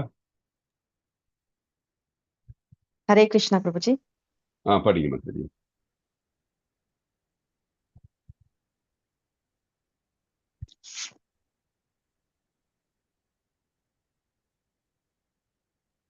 ஹரே கிருஷ்ணா பிரபுஜி, நான் படிக்கிறேன் பிரபுஜி. ஹரே கிருஷ்ணா பிரபுஜி, படிக்கிறேன். ஸ்ரீ படிங்க. பகவான் உவாச்ச ம். பகுனி மே व्यतीतानि जन्मानि तव चार्जुन தான்யஹம் வேத சர்வாணி நத்வம் வேத்த பரந்தப. புருஷோத்தமரான முழுமுதற் கடவுள் கூறினார், நானும் நீயும் பற்பல பிறவைகளை கடந்துள்ளோம். என்னால் அவை எல்லாவற்றையும் நினைவு கொள்ள முடியும். ஆனால் எதிரிகளை தவிக்கச் செய்பவனே, அது உன்னால் முடியாது. பொருளுரை. பிரம்ம சம்ஹிதையில் 5.33 பகவானுடைய பற்பல அவதாரங்களை பற்றிய தகவலை நாம் காணலாம். அங்கு பின்வருமாறு கூறப்பட்டுள்ளது.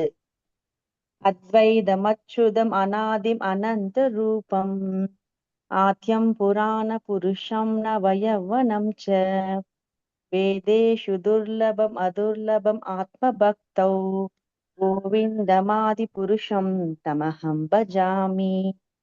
எண்ணிலடங்காத ரூபங்களில் விரிவடைந்துள்ள போதிலும் அதே மூல நபராக, பழமையானவராக, பொங்கும் இளமையுடன் விளங்கும் பரமபுருஷ பகவானான கோவிந்தரை, கிருஷ்ணரை நான் வணங்குகிறேன். வேத பண்டிதர்களில் சிறந்தவர்களாலும் புரிந்து கொள்ளப்பட முடியாத அவரது அறிவும் ஆனந்தமும் நிறைந்த நித்திய ரூபங்கள் களங்கமற்ற தூய பக்தர்களால் எப்போதும் சுலபமாக அடையப்படுகின்றன. பிரம்ம சம்ஹிதையில் 5.39 மேலும் கூறப்பட்டுள்ளது. ராமாதிமூர்த்திஷு கலா நியமேன திஷ்டன் நானாவதாரம் அகரோத் புவனேஷு கிந்து கிருஷ்ண ஸ்வயம் சமபவத் பரம புமான்யோ கோவிந்தம் ஆதி புருஷம் தமஹம் பஜாமி.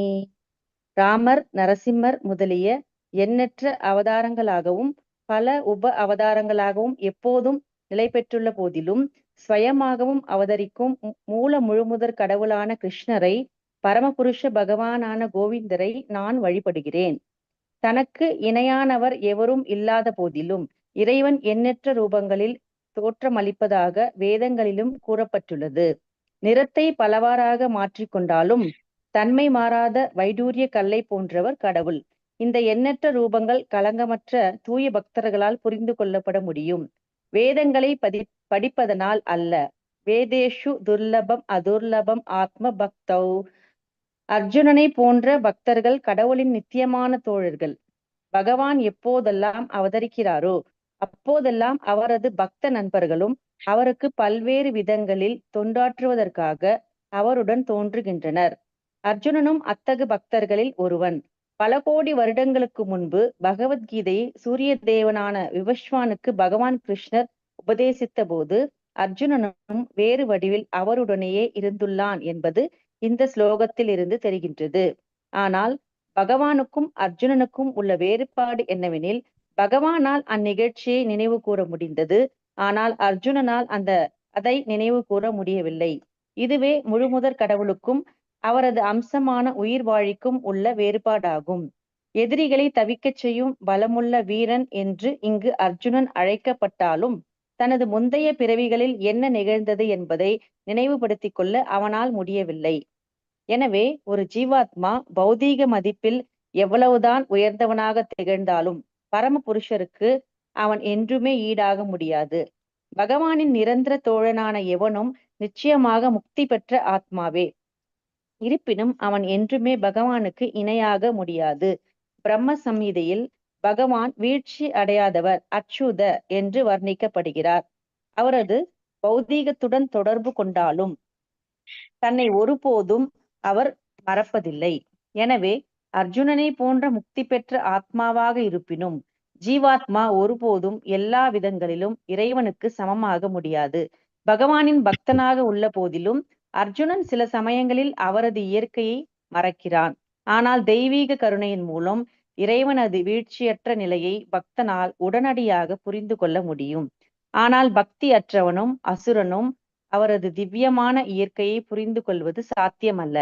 எனவே கீதையில் உள்ள இந்த விளக்கங்களை அசுர மூளைகளினால் புரிந்து கொள்ள முடியாது.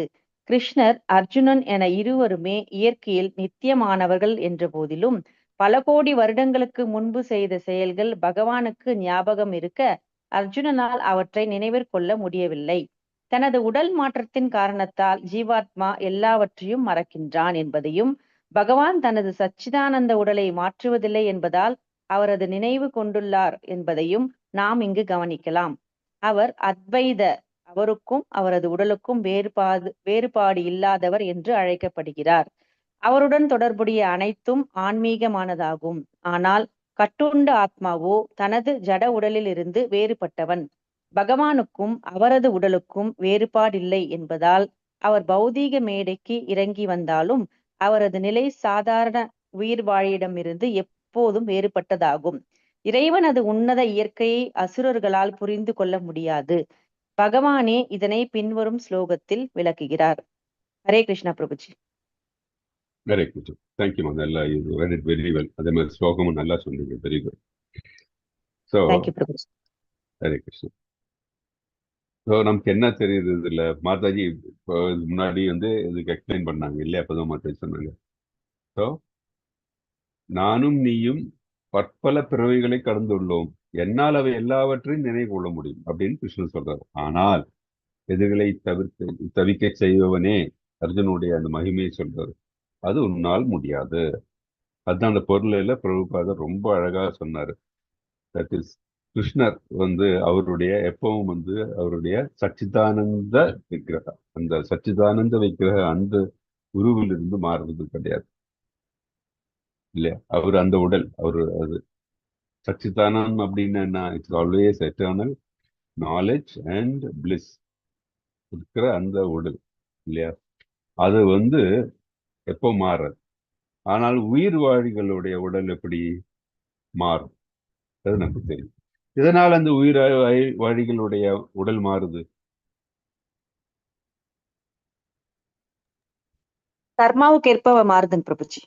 எக்ஸாக்ட்லி இல்லையா? நம்ம ஒருத்தருடைய கர்மாவுக்கு ஏற்பவும் நம்மளுடைய அந்த லிமிட்டட் ஃப்ரீடம் நம்ம யூஸ் பண்ணி நம்ம நம்மளோட டிசையர் இல்லையா, நம்ம என்ன தேவை நமக்கு அப்படின்னு நம்ம மனதுல அந்த ஆர்வம் காமிப்போம் இல்லையா, டிசையர் இல்லையா, அது காமிக்கும் போது நம்ம அந்த நிலையை நம்ம எடுத்துறோம். அதனாலதான் நம்ம சொல்லியிருக்கோம், தட் இஸ் கிருஷ்ணரை நம்ம சென்று அடையணும் என்றால் கிருஷ்ணரை தவிர வேற எந்த நினைப்பும் நம்ம மனதில் இருக்கக்கூடாது அப்படின்ட்டு நம்ம நிறைய பார்த்தோம் இந்த 2-3 சாப்டர்லையும்.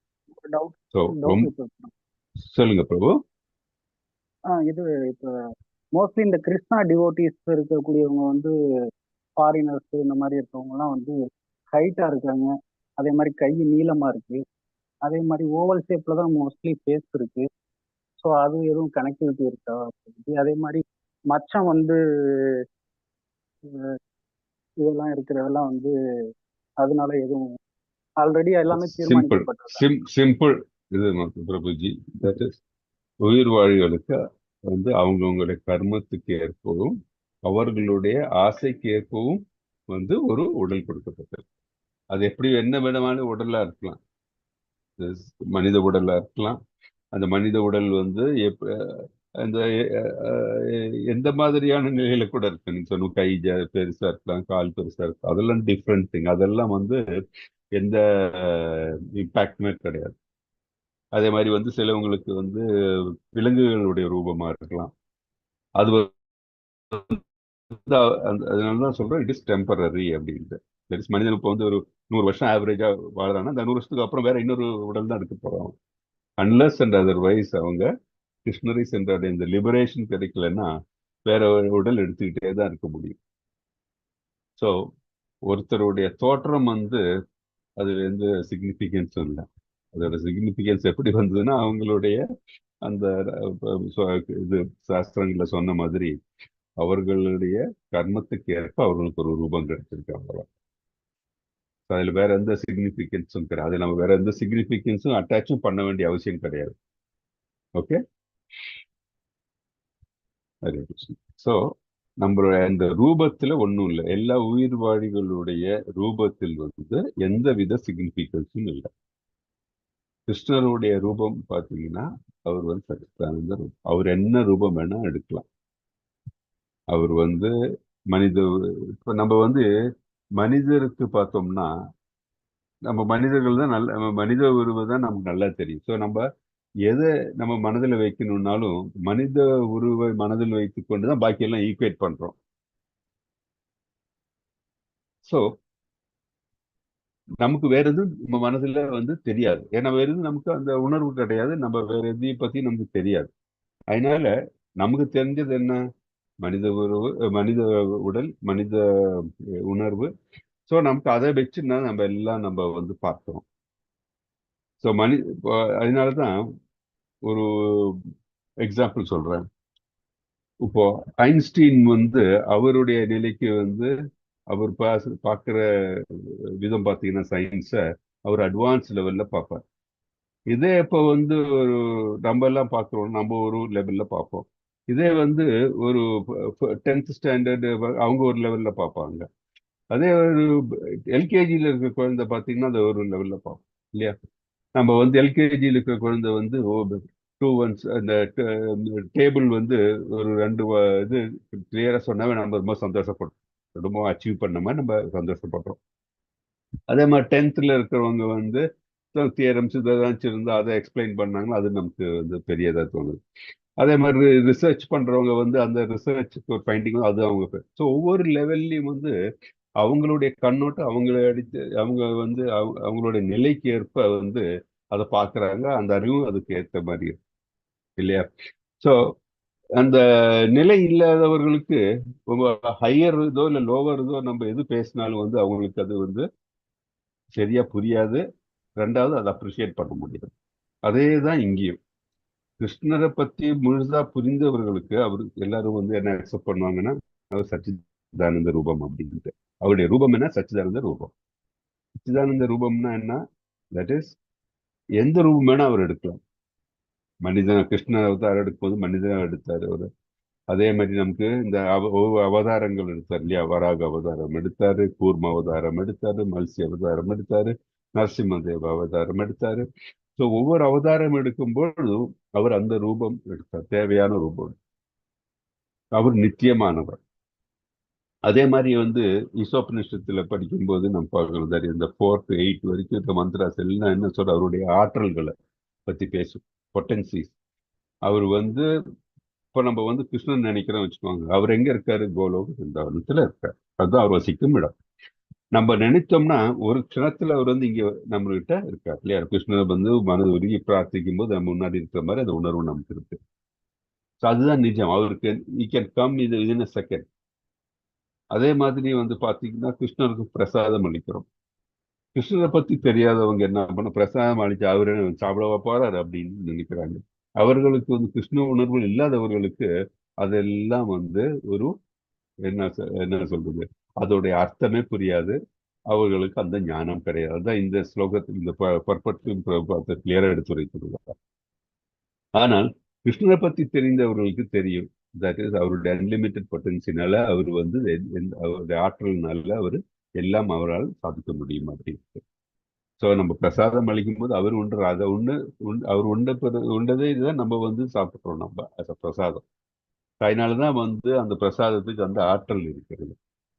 இது வந்து ஒரு மூட நம்பிக்கையோ இல்லை வந்து இது அதுல வந்து எந்த ஒரு ஃபேக்டோ பேசிஸோ இல்லைன்னு வந்து சொல்ல முடியாது. ஏன்னா ஆனா வந்து இந்த ஏத்திஸ்ட் இல்லை பிலாசபர்ஸ் அவங்கெல்லாம் என்ன பண்ணுவாங்க?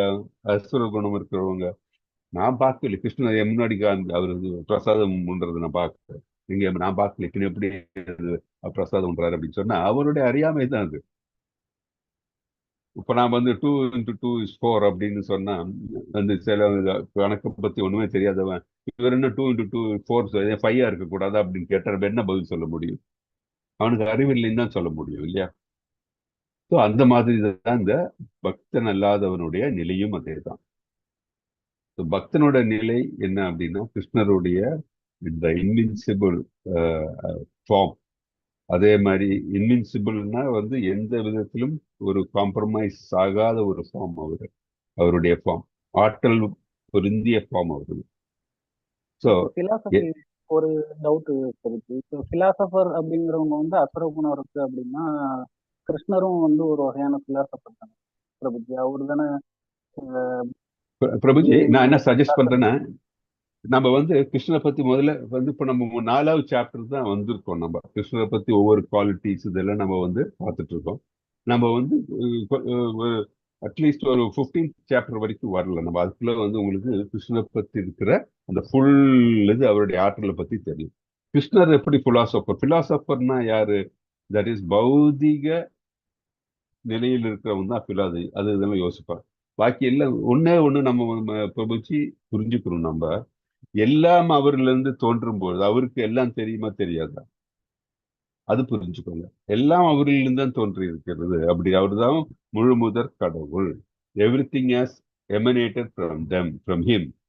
பாக்கி எல்லாம் வந்து அவருடைய பின்ன பகுதிகள். அப்படி இருக்கும்போது அவருக்கு வந்து கண்டிப்பாக எல்லாம் தெரிஞ்சிருக்கும். அதுதான் வந்து லாஜிக். ஒரு சயின்டிஸ்ட் வந்து இப்போ ஐன்ஸ்டீனுக்கு வந்து E=mc² சொல்லிட்டு தியரி ஆஃப் ரிலேட்டிவிட்டி தெரியும் அப்படின்னா இப்போ பாக்கி இருக்கிறவங்க அதெல்லாம் படிக்கிறாங்க. ஆனா ஐன்ஸ்டீனுக்கு அது தெரியுமா அப்படின்னு கேட்டா அந்த மாதிரி இருக்கு. நம்ம வந்து வேற விதமான பிலாசபிக்கெல்லாம் நம்ம ஆர்கியூ பண்ணோம்னா அவருக்கு மட்டும் எப்படி தெரிஞ்சதுன்னு கேட்டா என்ன, அவரு தான் அதை வந்து உருவாக்கணும். அந்த மாதிரி அது வந்து அதான் அவர் வந்து ஐன்ஸ்டீன் வந்து ஒரு இன்ட்ரோவர்ட் கேரக்டர், ஒரு பிரபு அது அப்படி போக வேணாம். பிரபு அவரோட கேரக்டர் பத்தி இதெல்லாம் வேணும். நீங்க என்ன இப்போ வந்து புரிஞ்சுக்கணும் அப்படின்னா நீங்க வந்து அந்த குவாலிட்டிஸ், அதுக்காக இந்த எக்ஸாம்பிள் சொன்னேன், அந்த குவாலிட்டிஸ் புரிஞ்சுக்கோங்க. தட் இஸ் ஐன்ஸ்டீன் தான் வந்து அந்த தியரி ஆஃப் ரிலேட்டிவிட்டி உருவாக்கினவர்.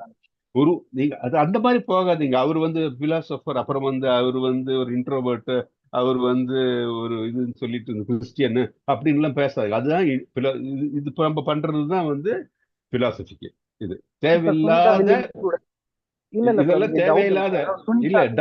டவுட் கிடையாது. சுனிதா வில்லியம் இவங்கெல்லாம் மனிதர்கள் இல்லையா பிரபு? நீங்க வந்து பிக்கர் பிக்சர் பாருங்க. You have to understand the bigger picture. Bigger picture கிருஷ்ணர் வந்து முழு முதற் கடவுள். அவருக்கு எல்லாம் தெரியும். பாக்கி எல்லாம் பின்ன பகுதிகள். இந்த பின்ன பகுதிகள் அவங்கவுங்க ஒருத்தருக்கு என்ன எப்படி அவங்க அந்த தோன்றாங்க, அவங்க கர்ம பிரகாரமும் அவர்களுடைய ஆசை பிரகாரமும் அவங்க தோன்றிருக்காங்க. அவங்களுடைய ஸ்கில் எப்படி இருக்கும், அவங்களுடைய கர்மம் அது. இப்போ நான் இப்ப இப்படி இருக்கேன்னா என்னுடைய கர்மம், என்னுடைய டிசைர் தான் அப்படி இருக்கேன். நான் வந்து வேற மாதிரி சுனிதா வில்லியம்ஸ் மாதிரி நான் ஏன் அஸ்ட்ரோனாட் ஆகலைன்னா அதுக்கு வந்து இது சொல்ல முடியாது. We cannot give any answer to it. அது ஆன்சர் கேட்கறது வந்து சரியில்லை. ஏன்னா நான் என்னுடைய ஸ்கில், என்னுடைய டிசைர் பிரகாரம் போறேன் இல்லையா? ஆனா நீங்க என்ன புரிஞ்சுக்கணும், இந்த பிக்கர் பிக்சர் புரிஞ்சுக்கோங்க பிரபு. இல்லாட்டி என்னன்னா நீங்க ரொம்ப கன்ஃபியூஸ் ஆயிடுவீங்க. பிக்கர் பிக்சர் வந்து என்னன்னா Krishna is the supreme personality of Godhead. Everything has emanated from him. So he knows everything. அதுதான் இந்த வந்து அதான் ஆரம்பிக்கிறாரு அவரு. நமக்கு மனிதர்களுக்கு வந்து எல்லா மறதி இருக்கு. மனிதர்கள் வந்து வெவ்வேறு உடல் எடுக்கிறோம். அது உடல் எடுக்கிறதுக்கு காரணம் என்னன்னா தட் இஸ் நம்மளுடைய கர்ம பிரகாரமும் நம்மளுடைய டிசைர் ஆசை பிரகாரமும் வந்து ஒரு உடல் எடுக்கிறோம். ஸோ நம்ம வந்து மறதி இருக்கு. நமக்கு என்ன ஏதுன்னு நமக்கு தெரியவே தெரியாது. ஸோ நமக்கு தெரிஞ்சதை வச்சுட்டு நம்ம ஆர்கியூ பண்ணோம்னா அதை விட என்ன சொல்றது, it is not at all wisdom இல்லாதவங்க தான் நம்ம வந்து இப்படி இல்லையா அப்படி இல்லைன்னு ஆர்கியூ பண்ணுறது. நம்ம அதை விட்டுட்டு நம்ம பிலாசபி நம்ம என்ன எடுக்கணும்? Krishna knows everything, he remembers everything, so he is able to advise us, guide us.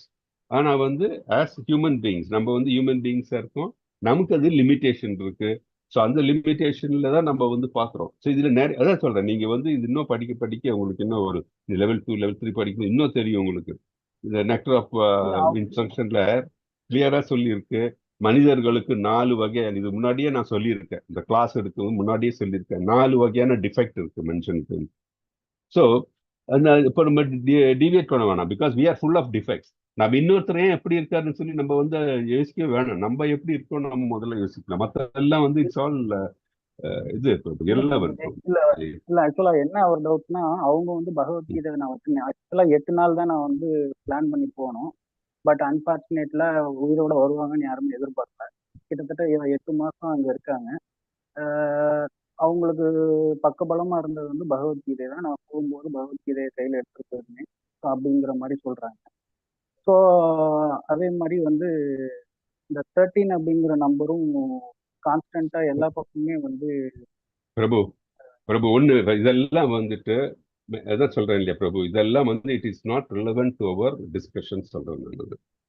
அது எப்படி அவங்க ஃபீல் பண்ணாங்க, அவங்களுக்கு எப்படி ஒவ்வொருத்தருக்கும் ஒவ்வொரு உணர்வு வரும் பிரபு. இப்போ உங்களுக்கு வர உணர்வு எனக்கு வராது. உங்களுக்கு வந்து பெட்டர் உணர்வு வரலாம், connect with Krishna can be more, but where my connect with Krishna can be less, because நம்ம இது சொன்னேன் இல்லையா, நான் அந்த சம்மரி செக்ஷன் சொன்னேன் இல்லையா, ஒவ்வொருத்தரை எப்படி வந்து கிருஷ்ணருடைய இது இன்டராக்ட் பண்றாங்களோ அந்த அளவுக்கு கிருஷ்ணர் நம்மளோட இன்டராக்ட் பண்ணுவார்.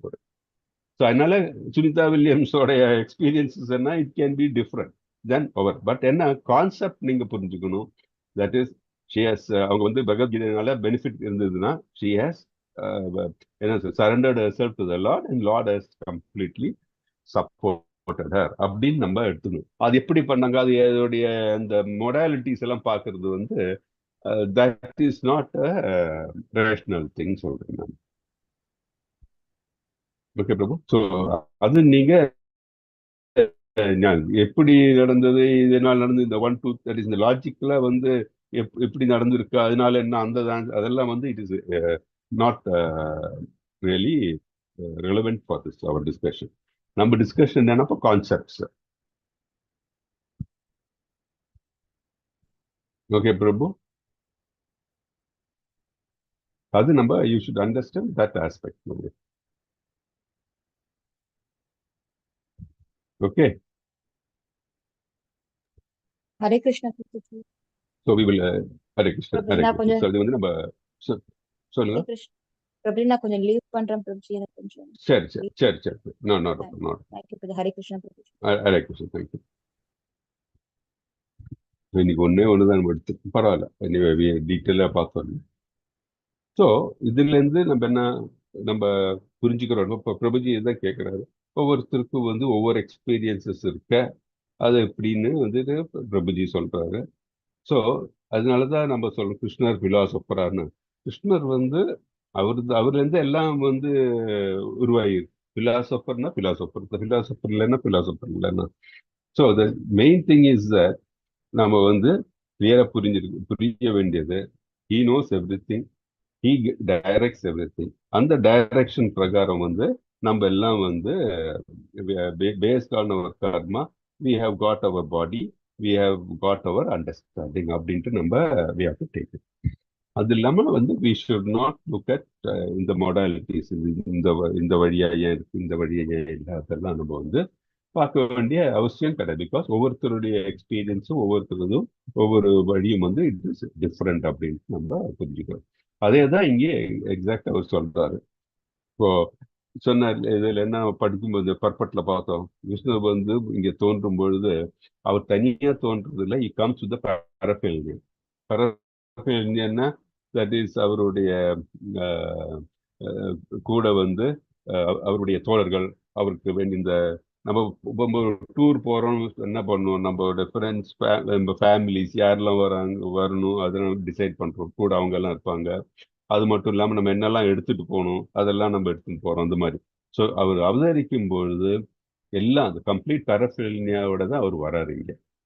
ஸோ அர்ஜுனர் வந்து இவரோட நித்தியமா அவரோட இருக்கிறவர், நித்திய சேவகர்னு சொல்றோம், அவரோட கூட இருக்கிறவர் தான் அர்ஜுனர். ஸோ அவரு வந்து அவருக்கு இதுக்கு முன்னாடி என்ன அப்படின்றது அர்ஜுனுக்கு ஞாபகம் இருக்காது, ஏன்னா அவர் வந்து ஜீவாத்மா. ஸோ இங்க அவரு அதுதான் வந்து இவர் கிருஷ்ணர் வந்து எடுத்து வைக்கிறார் அர்ஜுன்கிட்ட. உனக்கு வந்து உன்னுடைய பூர்வமான இதை பத்தி உனக்கு தெரியாது, பட் வேற என்னால இதை புரிஞ்சுக்க முடியும் அப்படின்ட்டு அவரு சொல்றாரு. ஒரு இம்பார்ட்டன்ட் திங் நமக்கு என்ன தெரியுதுன்னா இதுல வந்து நமக்கு வந்து பௌதிகமான இது இருக்கு இல்லையா, மாயை வந்து நம்மளே அஃபெக்ட் ஆகும், ஆனா கிருஷ்ணர் அஃபெக்ட் ஆகாது. மாயினால்தான் அதெல்லாம் மூடுறது. நமக்கு இவ்வளவு கன்ஃபியூஷன், டவுட்ஸ், நம்ம இந்த மாதிரி இருக்கும்போது மாயை நம்மளை வந்து உட்கொள்ளும் போதுதான் நமக்கு இந்த மாதிரி எல்லாம் வருது. ஏன்னா நம்ம வந்து பௌதிகத்திலே இருக்கோம், நம்ம மெஷர்மெண்ட் எல்லாம் இந்த பௌதிகத்தை வச்சுதான். அப்படி இருக்கும்பொழுது நமக்கு வந்து மாயையால் வந்து கட்டுண்டுறோம். அதனாலதான் நம்மளை கட்டுண்ட ஆத்மா அப்படின்னு சொல்றாங்க. ஆனா வேற இவர் கிருஷ்ணர் வந்து என்ன, அவர்ல தான் மாயை தோன்றிருக்கு. ஸோ அதனால மாயை வந்து அவரை வந்து ஒன்றும் செய்யாது. அது நம்ம கிளியரா நம்ம புரிஞ்சுக்கணும். அவர் வந்து விபு, இஸ் ஆல் என்கம்பாசிங். நம்ம we are only a part and parcel, we are only just a speck. ஒரு கடலும், நம்ம நிறைய வாட்டி இந்த எக்ஸாம்பிள் கேள்விப்பட்டிருப்பீங்க. கடலும் வந்து அந்த கடலுக்கு இருக்கிற ஒரு டிராப் தண்ணியும் இருக்கிற வித்தியாசம். இப்போ நம்ம வந்து லேப்ல டெஸ்ட் பண்ணோம்னா அதெல்லாம் வந்து கெமிக்கல் காம்போசிஷன்லாம் சேம். அந்த டிராப்பை வந்து கடல்னு சொல்ல முடியுமா? கண்டிப்பா சொல்ல முடியாது. அதே தான் அவருடைய ஆற்றல், அவருடைய இந்த பிரசன்ஸ் எல்லாம் வந்து it's entirely different then the one ஜீவாத்மா விச் வி ஆர். அது நம்ம புரிஞ்சுக்கணும். ஸோ நம்ம வந்து அதை என்ன சொல்றது, அந்த நிலையை புரிஞ்சுக்கிட்டோம்னா நம்ம கிருஷ்ணரை புரிஞ்சுக்கலாம். அதனாலதான் சொல்லுவாங்க, கிருஷ்ணரை புரிஞ்சுக்கிறது வந்து கொஞ்சம் கஷ்டம். அது வந்து யாருக்கு வந்து புரிய ஆரம்பிக்கும்னா பக்தர்களுக்கு தான் புரியுமே தவிர மற்றவர்களுக்கு வந்து கொஞ்சம் கடினமானது. அவர்கள் பக்த நிலையில் வர வர வர அவர்களுக்கு வந்து கிருஷ்ணரை பற்றி முழுமையாக புரிந்து கொள்ள முடியும் அப்படின்ட்டு நம்ம படிச்சிருக்கோம். ஓகே. ஸோ அதனால நமக்கு என்ன புரியுது கிருஷ்ணருடைய இந்த பதில்னால, கிருஷ்ணர் நிச்சயமா இருக்கிறாரு. அதனால வந்து அவர் விவஸ்வான், சன் சூரிய பகவானுக்கு இதை எடுத்துரைத்துள்ளார் அப்படின்ட்டு நம்ம இதுல இருந்து கிளியரா தெரிஞ்சுக்கிறோம் நம்ம. ஓகே, ஹரே கிருஷ்ணா. நெக்ஸ்ட் 4.6 இது மட்டும் ஒன்று பார்த்துருவோம். இன்னைக்கு யார் படிக்கிறீங்க? 4.6. ஹரே கிருஷ்ணா பிரபுஜி, நான் படிக்கிறேன். படிங்க மாதாஜி. அஜோ அபிஸ்ன அவ்யாத்மா பூதானாம் ஈஸ்வரோ அபிசன் பிரகிருதிம் ஸ்வாம் அதிஷ்டாய சம்பவாம் யாத்ம மாயையா. அஜ பெறப்பட்டவன், அபி இருப்பினும், சன் அவ்வாறு, அவ்யய அழிவற்ற, ஆத்மா உடல், பூதானாம் பிறப்பவர் எல்லாம், ஈஸ்வர் முழுமுதற் கடவுள், அபி இருந்தும், சன் அவ்வாறிருந்தும், பிரகிருதியும் உன்னத உருவில், ஸ்வாம் என்னுடைய, அதிஷ்டாய அவ்வாறு நிலை பெற்று, சம்பவாமி தோன்றுகிறேன், ஆத்ம மாயா எனது அந்தரங்க சக்தியால். நான் பிறப்பற்றவனாக இருந்தாலும், எனது திவ்யமான உடல் அழிவற்றதாக இருந்தாலும், உயிர்வாழிகள் அனைவருக்கும் நானே இறைவனாக இருந்தாலும், நான் எனது சுயமான திவ்ய உருவில் ஒவ்வொரு யுகத்திலும் தோன்றுகின்றேன். பொருளுரை.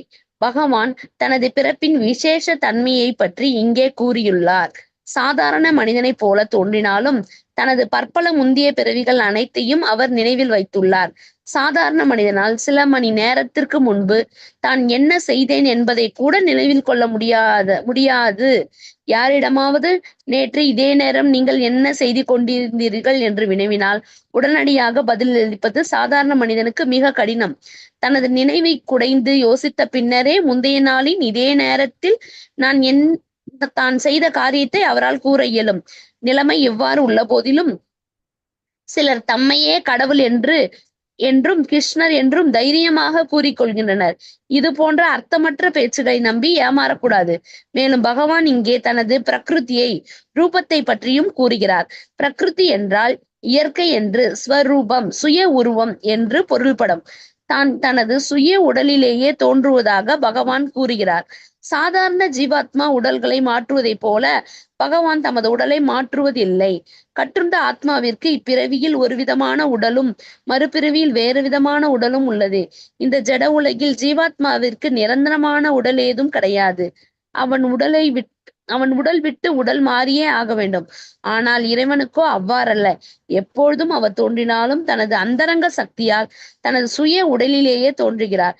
வேறு விதமாக சொன்னால், கிருஷ்ணர் இப்பூ உலகில் தோன்றும் போது தனது சுயமான நித்திய உருவில் இரு கைகளுடன் புல்லாங்குழலை ஏந்தியவாறு தோன்றுகிறார். பௌதிக உலகினால் களங்கமடையாத தனது நித்தியமான உண்மையுருவில் அவர் தோன்றுகிறார். தனது திவ்யமான உருவில் தோன்றினாலும், அகிலத்தின் நாயகனாக இருந்தாலும், சாதாரண ஒரு ஜீவாத்மா பிறப்பதை போல அவரும் பிறப்பதாக தோன்றுகிறது. பகவான் கிருஷ்ணரின் உடல் பௌதிக உடலை போன்று அழிவுறுவது இல்லை என்ற போதிலும், அவர் குழந்தை பருவத்திலிருந்து பாலிய பருவத்திலிருந்து இளமை பருவத்திற்கும் வளர்ந்ததை போல தோன்றுகிறது. ஆனால் ஆச்சரியம் என்னவெனில், அவர் இளமையை கடந்து செல்வதில்லை.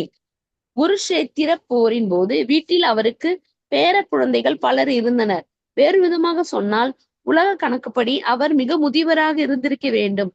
ஆனால் 20-25 வயது இளைஞனாகவே அவர் எப்பொழுதும் தோன்றினார். கிருஷ்ணரை வயதான நபராக நாம் எந்த சித்திரத்திலும் ஒருபோதும் கண்டதில்லை. ஏனெனில் அவர் படைப்பின் கடந்த எதிர்காலங்கள் பழம்பெரும் நபராக இருந்தாலும் நம்மை போன்று ஒருபோதும் முதுமை அடைவதில்லை. அவரது உடலோ அறிவோ ஒருபோதும் தளர்ச்சியுறுவதோ மாற்றமடைவதோ இல்லை. எனவே பௌதிக உலகில் இருந்தாலும் அவர் பிறப்பற்றவர், அறிவும் ஆனந்தமும் நிறைந்த நித்திய ரூபமுடையவர். தனது திவ்யமான உடலிலும் அறிவிலும் மாற்றமில்லாதவர் என்பது தெளிவாகும். உண்மையில் அவரது தோற்றமும் மறைவும் சூரியன் உதித்து நம் முன் சில மணி நேரம் காட்சியளித்து பிறகு நம் பார்வையிலிருந்து மறைகின்றதோ அது போன்றதே சூரியன் நமது பார்வையில் இல்லாத போதும் அஸ்தமித்து விட்டதாகவும் பார்வைக்கு வரும்போது உதிப்பதாகவும் நாம் எண்ணுகிறோம். ஆனால் சூரியன் எப்பொழுதும் தனது நிலையில் ஸ்திரமாக உள்ளது. நமது குறைபாடுள்ள திறனற்ற புலன்களாலே வானில் சூரியன் தோற்றத்தையும் மறைவையும் நாம் கணக்கிடுகிறோம். பகவான் கிருஷ்ணருடைய தோற்றமும் மறைவும் சாதாரண ஜீவாத்மாவிடமிருந்து முற்றிலும் வேறுபட்டவை. எனவே பகவான் தனது அந்தரங்க சக்தியின் உதவியால் சச்சிதானந்த வடிவில் வீற்றுள்ளார் என்பதும், ஜட இயற்கையால் என்றுமே களங்கமடையாதவர் என்பதும் நிரூபணமாகிறது. பரமபுருஷ பகவான் பிறப்பற்றவராக உள்ள போதிலும் எண்ணற்ற தோற்றங்களில் அவர் பிறப்பதை போன்று தோன்றுகிறார் என்பதை வேதங்களும் உறுதிப்படுத்துகின்றன. இறைவன் பிறப்பது போல தோற்றமளித்தாலும் அவரது உடல் மாற்றமில்லாதது என்பதை வேத வழி வந்த நூல்களும் உறுதி செய்கின்றன. கிருஷ்ணர் 4 கரங்களை கொண்ட நாராயணரின் உருவில் 6 ஐஸ்வர்யங்களும் முழுமையாக பொருந்தியபடி தனது தாயின் முன்பு தோன்றியதாக பாகவதத்தில் கூறப்பட்டுள்ளது. தனது நித்திய மூல ரூபத்தில் அவர் தோன்றியது உயிர்வாழிகளுக்கு அவர் அளித்த காரணமற்ற கருணையே ஆகும். இதன் மூலம் உயிர்வாழிகள் முழு முதற் கடவுளின் மீது உள்ளபடி எவ்விதமான அனுமானமும் இன்றி அருவவாதிகள் பகவானின் ரூபத்தை பற்றி தவறாக நினைப்பது போலன்றி தியானிக்க முடியும். மாயா அல்லது ஆத்ம மாயா என்னும் வார்த்தை விஸ்வகோஷ அகராதியின்படி பகவானின் காரணமற்ற கருணையை குறிக்கின்றது. பகவான் தனது முந்தைய தோற்றங்களையும் மறைவுகளையும் முற்றிலும் உணர்பவராக உள்ளார். ஆனால் சாதாரண ஜீவாத்மோ வேறு உடலை அடைந்தவுடன் தனது முந்தைய உடலை பற்றிய அனைத்தையும் மறந்து விடுகிறான். கிருஷ்ணரே எல்லா உயிர்வாழிகளுக்கும் இறைவன் ஆவார். ஏனெனில் அவர் இப்பூ உலகில் இருந்த போதும் மனித சக்திக்கு அப்பாற்பட்ட அதிசயமான பெரும் செயல்கள் பலவற்றை செய்தார். எனவே தனக்கும் தனது உருவத்திற்கும் அல்லது தனது குணத்திற்கும் உடலுக்கும் எவ்வித வேறுபாடும் இல்லாத பூரண உண்மையாக பகவான் எப்பொழுதும் விளங்குகிறார் என்பது தெளிவு. இப்பொழுது அவர் இவ்வுலகில் தோன்றி மறைவதற்கான காரணம் என்ன என்ற வினா எழலாம். இது அடுத்த ஸ்லோகத்தில் விளக்கப்படுகின்றது. ஹரே கிருஷ்ணா பிரபுஜி. ஹரே கிருஷ்ணா. தேங்க்யூ. நல்லா படிச்சீங்க. ஸோ இந்த லாஸ்ட் சென்டென்ஸ் பாருங்க, ரொம்ப இம்பார்ட்டன்ட். கிருஷ்ணரே எல்லா உயிர் வழிகளுக்கும் இறைவன் ஆவார். ஏனெனில் அவர் இப்பூவுலகில் இருந்த பொழுது மனித சக்திக்கு அப்பாற்பட்ட அதிசயமான பெருஞ்செயல்கள் பலவற்றை செய்தார். எனவே அவர் தனக்கும் தன் உருவத்திற்கும் அல்லது தனது குணத்திற்கும் உடலுக்கும் எவ்வித வேறுபாடும் இல்லாத பூர்ண உண்மையாக பகவான் என்பது பகவான் எப்போதும் விளங்குகிறார் என்பது தெளிவு. ஸோ எல்லாராலையும் வந்து சிலவங்களுக்கு இந்த கேள்வி வரும், அவர் என்ன கிருஷ்ண எப்படி வந்து அவர் supreme personality of godhead, அவர் எப்படி நம்ம அதை எடுத்துக்கணும் அப்படின்னு சொன்னா, ஒண்ணு நம்ம படிக்க போறோம், இந்த விராட் ரூபம் வந்து காமிக்க சொல்லுங்க, வேற யாரும் பண்ண முடியாது, அவரால் தான் முடியும். அது மட்டும் இல்லாமல் அவர் இந்த அவதரித்த பொழுது அவர் செய்த செயல்கள் என்னெல்லாம் செயல்கள், அவர் இந்த அற்புதமான செயல்களை செய்தார்.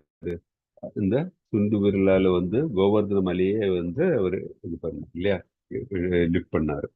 ஸோ அந்த மாதிரி நிறைய செயல்களை அவர் செய்தார். ஸோ இது எல்லாராலையும் செய்ய முடியாது. அதனால்தான் வந்து நமக்கு தெரியும் அவர் தான் முழுமுதற் கடவுள் அப்படின்ட்டு. அது மட்டும் இல்லாமல் அவர் வந்து அவருடைய உடல், இது ஒரு நம்ம இந்த இது படிக்கும்போது பார்த்தோம், கிருஷ்ணருடைய படம் எந்த படத்துலயாச்சும் கிருஷ்ணர் ஒரு முதியவராக இருக்கிற ஒரு தோற்றம் இருக்கா அப்படின்னு பார்த்தா இல்லை. என்னன்னா அவர் உடல் நிச்சயமானது. அவர் உடல்ல வந்து அவருடைய அந்த வெளிப்படுத்தும் பொழுது அவர் எப்படி நமக்கு வெளிப்படுறாரு அப்படின்னா, அது நல்ல உண்மை காமிச்சிருக்காங்க. சூரியன் சூரியன் வந்து ஒரு ஒரு இப்போ நம்ம பார்த்தோம், இப்போ நம்ம வந்து இப்போ இந்தியாவில் இருக்கோம், இப்போ நமக்கு இரவு. ஆனால் இதே வந்து பார்த்தீங்கன்னா இப்போ யூரோப் இல்லாட்டி அமெரிக்கான்னு பார்க்கும்போது அங்கே எல்லாம் வந்து பார்த்தீங்கன்னா யூரோப்ல எல்லாம் மதியம் தாண்டி இருக்கும், அமெரிக்காவில் வந்து டே டைம் இருக்கும். அதே மாதிரி சூரியன் எல்லா இடத்துலையும் இருக்காரு.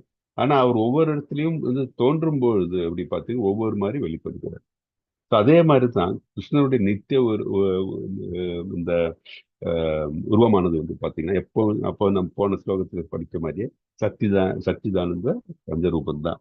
அந்த திரிபங்கம் அது சொன்னாங்க இல்லையா, புல்லாங்கல் வச்சு அந்த உடல் அந்த 3 மடிப்புல அப்படியே இருக்கிற மாதிரி அந்த திரிபங்க ரூபம் தான் அவருடைய ரூபம் அப்படின்ட்டு வந்து பார்க்குறோம் நம்ம. ஸோ அவர் அந்த ரூபம் தான் வந்து நமக்கு இங்க நமக்கு தோன்றளிக்கிறார் நமக்கு இந்த கிருஷ்ண அவதாரத்திற்கு அந்த ரூபத்தை நினைக்க. அதே சமயம் நம்ம என்ன பார்த்திருக்கோம்னா, அவர் அவதரிக்கும் போது எந்த அவதாரம் அவர் எடுக்கிறாரோ அந்த ரூபத்திலையும் தோன்ற முடியும். ஸோ கிருஷ்ணருக்கு வந்து இந்த ரூபம் தான் அவர் எடுத்து, இதுதான் அவரோட நித்திய ரூபம்னு சொல்லக்கூடாது. அப்படி நம்ம சொன்னோம் என்றால் என்ன ஆகுதுன்னா, நமக்கு வந்து அவரை பற்றி நம்ம நிறைய புரியும் பொழுது இந்த கேள்வியே எழாது. ஆனால் வந்து அவரை நம்ம வந்து புரியாத நிலையில் வந்து இந்த டவுட்ஸ் இருக்கலாம், இது மாதிரி ஏன் இப்படி அப்படின்ட்டு நமக்கு அந்த டவுட்ஸ் வரலாம். ஆனால் பக்தியில் அவரை புரிந்து கொள்ளும் பொழுது பார்த்தோம்னா வந்து இந்த கேள்விகளுக்கு இது பிரசித்தியே கிடையாது. ஏன்னால் அவர் வந்து சச்சிதானந்த விக்கிர ரூபம் தான் அவருடைய. அதனாலதான் சொல்றோம், கோவில் போகும்போது நம்ம நமக்கு ஒரு நல்ல ஒரு சமாதானம் கிடைக்குது, feel so happy about it. ஏன் அப்படின்னா அங்க அந்த பிரதிஷ்டையில வந்து கிருஷ்ணர் இருக்கார், பிரதிஷ்டையில வந்து இந்த இறைவன் அங்க வந்து இருக்கிறார். ஆனா வந்து இதை கேட்கலாமா, தட் இஸ் இந்த அருவவாதிகளும் ஸ்பெக்குலேட்டர்ஸ் வந்து எங்க பார்க்க முடியலன்னா அவர்களும் பார்க்க முடியாது அது இல்லையா. கிருஷ்ணரை பார்க்கணும்னா எல்லாரையும் பார்க்க முடியுமா? நம்ம வந்து இதுலயே படிச்சிருக்கோம் நம்ம வேதங்கள்ல, தட் இஸ் க்ஷீரோதக்ஷ விஷ்ணு மகாவிஷ்ணுவை பார்க்கணும்னா, க்ஷீரோதக்ஷ விஷ்ணுவை பார்க்க போகணும்னா மற்றவங்க எல்லாம் பிரம்மா கூட வந்து அந்த பால்கடல்ல வந்து அந்த கரையில் தான் வெயிட் பண்ணுவாங்க. அவ்வளவு ஈஸியா போய் பார்க்க முடியாது யாருக்கு, விஷ்ணுவை. ஸோ அந்த அளவுக்கு இருக்கு சார். எல்லாரும் வந்து ஜஸ்ட் லைக் தட் போய் நம்ம வந்து பார்க்க முடியுமா? ஏன் நம்ம இங்க இருக்க ஒரு chief minister, prime minister just like that போய் பார்க்க முடியுமா? முடியாது. ஸோ அந்த மாதிரி தான். ஸோ இந்த இந்த இது பார்க்க போறோம் நம்ம இந்த ஃபோர்த் சாப்டர்லயே மற்ற ஸ்லோகங்கள்லேருந்து நம்ம புரிஞ்சுக்க போறோம்னா, நம்ம எந்த அளவுக்கு நம்ம கிருஷ்ணர் நம்ம வந்து கிருஷ்ண மேல பற்றும் ஈடுபாடு இருக்கிறதோ அந்த அளவுக்கு அவரும் ரெசிப்ரோகேட் பண்ணுவாரு அப்படின்ட்டு நமக்கு புரியும். அந்த உணர்வு நமக்கு கண்டிப்பா வரும். ஸோ பக்தியில் நம்ம வந்து ப்ரோக்ரஸ் ஆக ஆக கிருஷ்ண உணர்வும் நமக்கு கிளியரா நமக்கு இம்ப்ரூவ் ஆகும். அது கிருஷ்ண உணர்வு இல்லைன்னா நம்ம வந்து ப்ரோக்ரஸ் பண்ண முடியாது. அது நம்ம தெரிஞ்சுக்கணும். ஸோ இந்த ஸ்லோகங்கள் படிக்கும் போதெல்லாம் நம்ம என்ன மனதில் கொள்ளணும்னா, கிருஷ்ணருடைய பொட்டன்சி, அவருடைய ஆற்றல்கள், அது அவருடைய ரூபம், இதெல்லாம் நம்ம மனசுல வந்து இருக்கணும். அதே மாதிரி ரெண்டாவது வந்து இதை பத்தி நம்ம மனதில் நிலைநிறுத்தணும், அவருடைய பொட்டன்சிஸை பத்தி. அப்போ அப்படி பண்ணும்போது தான் நமக்கு வந்து இதெல்லாம் நமக்கு எதற்காக இதெல்லாம் நடக்கிறது, எதற்காக இந்த மாதிரி தோன்றினார்கள், எதற்காக எப்படி இந்த மாதிரி தோன்றினார்கள்லாம் நமக்கு கிளியரா நமக்கு புரிதல் வரும். Okay. The most important thing இந்த ஸ்லோகத்தில் இருந்த மெசேஜ் என்னன்னா, அதாவது கிருஷ்ணருக்கு வந்து அவர் தான் எல்லாம் தோன்றிருக்கு. எனது திவ்ய உடல் அழிவற்றதாக இருந்தாலும் உயிர் வாழ்கள் அனைவருக்கும் நானே இறைவனாக இருந்தாலும் நான் எனது சுயமான திவ்ய உருவில் ஒவ்வொரு யுகத்திலும் தோன்றுகிறேன். ஸோ ஒவ்வொரு யுகத்திலும் வந்து கிருஷ்ணர் அவதரிக்கின்றார். அவர் வந்து அவருடைய சுய உருவம் தோன்றுகின்றார், திவ்ய உருவம் தோன்றுகின்றார். ஓகே, ஸோ அவர் உடல் வந்து அழிவற்றது. ஸோ அனைவருக்கும் இறைவன் அவர். இதெல்லாம் வந்து அவரே சொல்லியிருக்கார். ஓகே, இது நம்ம இந்த ஸ்லோகத்துல இருந்து புரிஞ்சுக்கலாம். ஸோ நம்ம இப்போ அடுத்த ஸ்லோகம் வந்து நெக்ஸ்ட் செஷன்ல நம்ம பார்க்கலாம். So any doubts, any further doubts இருந்தால் கேளுங்க, நம்ம டிஸ்கஸ் பண்ணலாம்.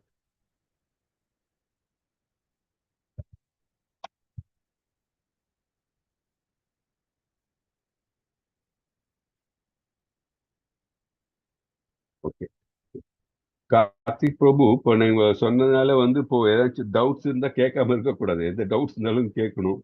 ஓகே, நீங்க அதுக்காக வந்து கம்ப்ளீட்டா you should not shut off. You should ask your doubts. மனதில் இருந்து வச்சுக்காதீங்க. You ask the doubts also. ஏதாச்சும் you can ask the doubts also. Okay, so நான் வந்து மெயின் இதுதான், நம்ம அந்த கான்செப்ட் இதுதான் புரிஞ்சுக்கணும். நம்ம we have to understand Krishnan. நீங்க அதுதான் இங்க கொஞ்சம் கூட வெயிட் பண்ணுங்க. நீங்க இன்னும் 2-3 சாப்டர் போட்டு நீங்க 15 சாப்டர் வரதுக்குள்ள உங்களுக்கு வந்து ஒரு கிளியர் கட் ஐடியா வரும் உங்களுக்கு. I know that you may be having, உங்களுக்கு சில டவுட்ஸ் நிறைய இருக்கலாம். ஸோ நீங்க வந்து கண்டினியூ பண்ணுங்க. அது கண்டினியூ பண்ண உங்களுடைய டவுட்ஸ் எல்லாம் ஒவ்வொன்றா வந்து கிளியர் ஆகும். ஒரு எக்ஸாம்பிள், நம்ம முன்னாடி நான் வந்து லெவல் 2 இருக்கிற டைம்ல ஒரு பிரபுஜி இருந்தாரு. அவர் வந்து எப்பவும் கேட்பார், நாம யோகா இதெல்லாம் பண்றேன், ஸோ அது முக்கியமா, அப்படி அதை விட்டுட்டு நான் வந்து பக்தி யோகா நீங்க வந்து ஜஸ்ட் சேன் பண்ணா போதும், இதெல்லாம் பண்ணா ஓகே அப்படின்னு எல்லாம் கேட்டுட்டு இருப்பார். இன்னைக்கு பார்த்தா அவர் ஒரு பெரிய டிவோட்டியா இருக்காரு அவரு. ஏன்னா அப்போ என்னோட டீச்சர் தான் ஒன்னு சொன்னாங்க, நீங்க பகவத்கீதை முடிகிற வரைக்கும் வந்து வெயிட் பண்ணுங்க, அப்புறம் நீங்க வந்து உங்க டவுட்ஸ் சொல்லுங்க, கிளாரிஃபை ஆகலைன்னா சொல்லுங்க, அப்போ நான் வந்து உங்களுக்கு இன்னும் ஃபர்தரா சொல்றேன் அப்படின்னு சொல்லிட்டு இருந்தாங்க. ஸோ பகவத்கீதை படிக்க நமக்கு வந்து நம்மளுடைய இந்த என்ன சொல்றது புரிதல் வந்து இன்னும் டீப் ஆகும். அப்போ நமக்கு வந்து நமக்கே ஆன்சர் தெரியும், ஏன் எதனால அப்படின்ட்டு நமக்கு இந்த ஆன்சர் தெரியும். ஓகே, ஹரே கிருஷ்ணா. ஸோ இன்னைக்கு வந்து இதோட நம்ம இன்னைக்கு ஸ்டாப் பண்ணிக்கலாம். வாஞ்சா पतितानां पावनेभ्यो वैष्णवेभ्यो नमो नमः। अनंत कोटि वैष्णव की जय, भगवत की जय। All glories to assembled devotees. Hare Krishna, Krishna Krishna, Hare Hare, Hare Ram, Ram Ram, Hare Hare. Thank you. எல்லாம் ஜாயின் பண்ணதுக்கு ரொம்ப நன்றி. ஹரே கிருஷ்ணா. மீண்டும் தேங்க்யூ. அடுத்த செஷன்ல Hare Krishna Prabhuji. Okay, thank you. Hare Krishna. Thank you so much எல்லாருக்கும். Hare Krishna. Thank you. Meeting end பண்ணிடுறேன்.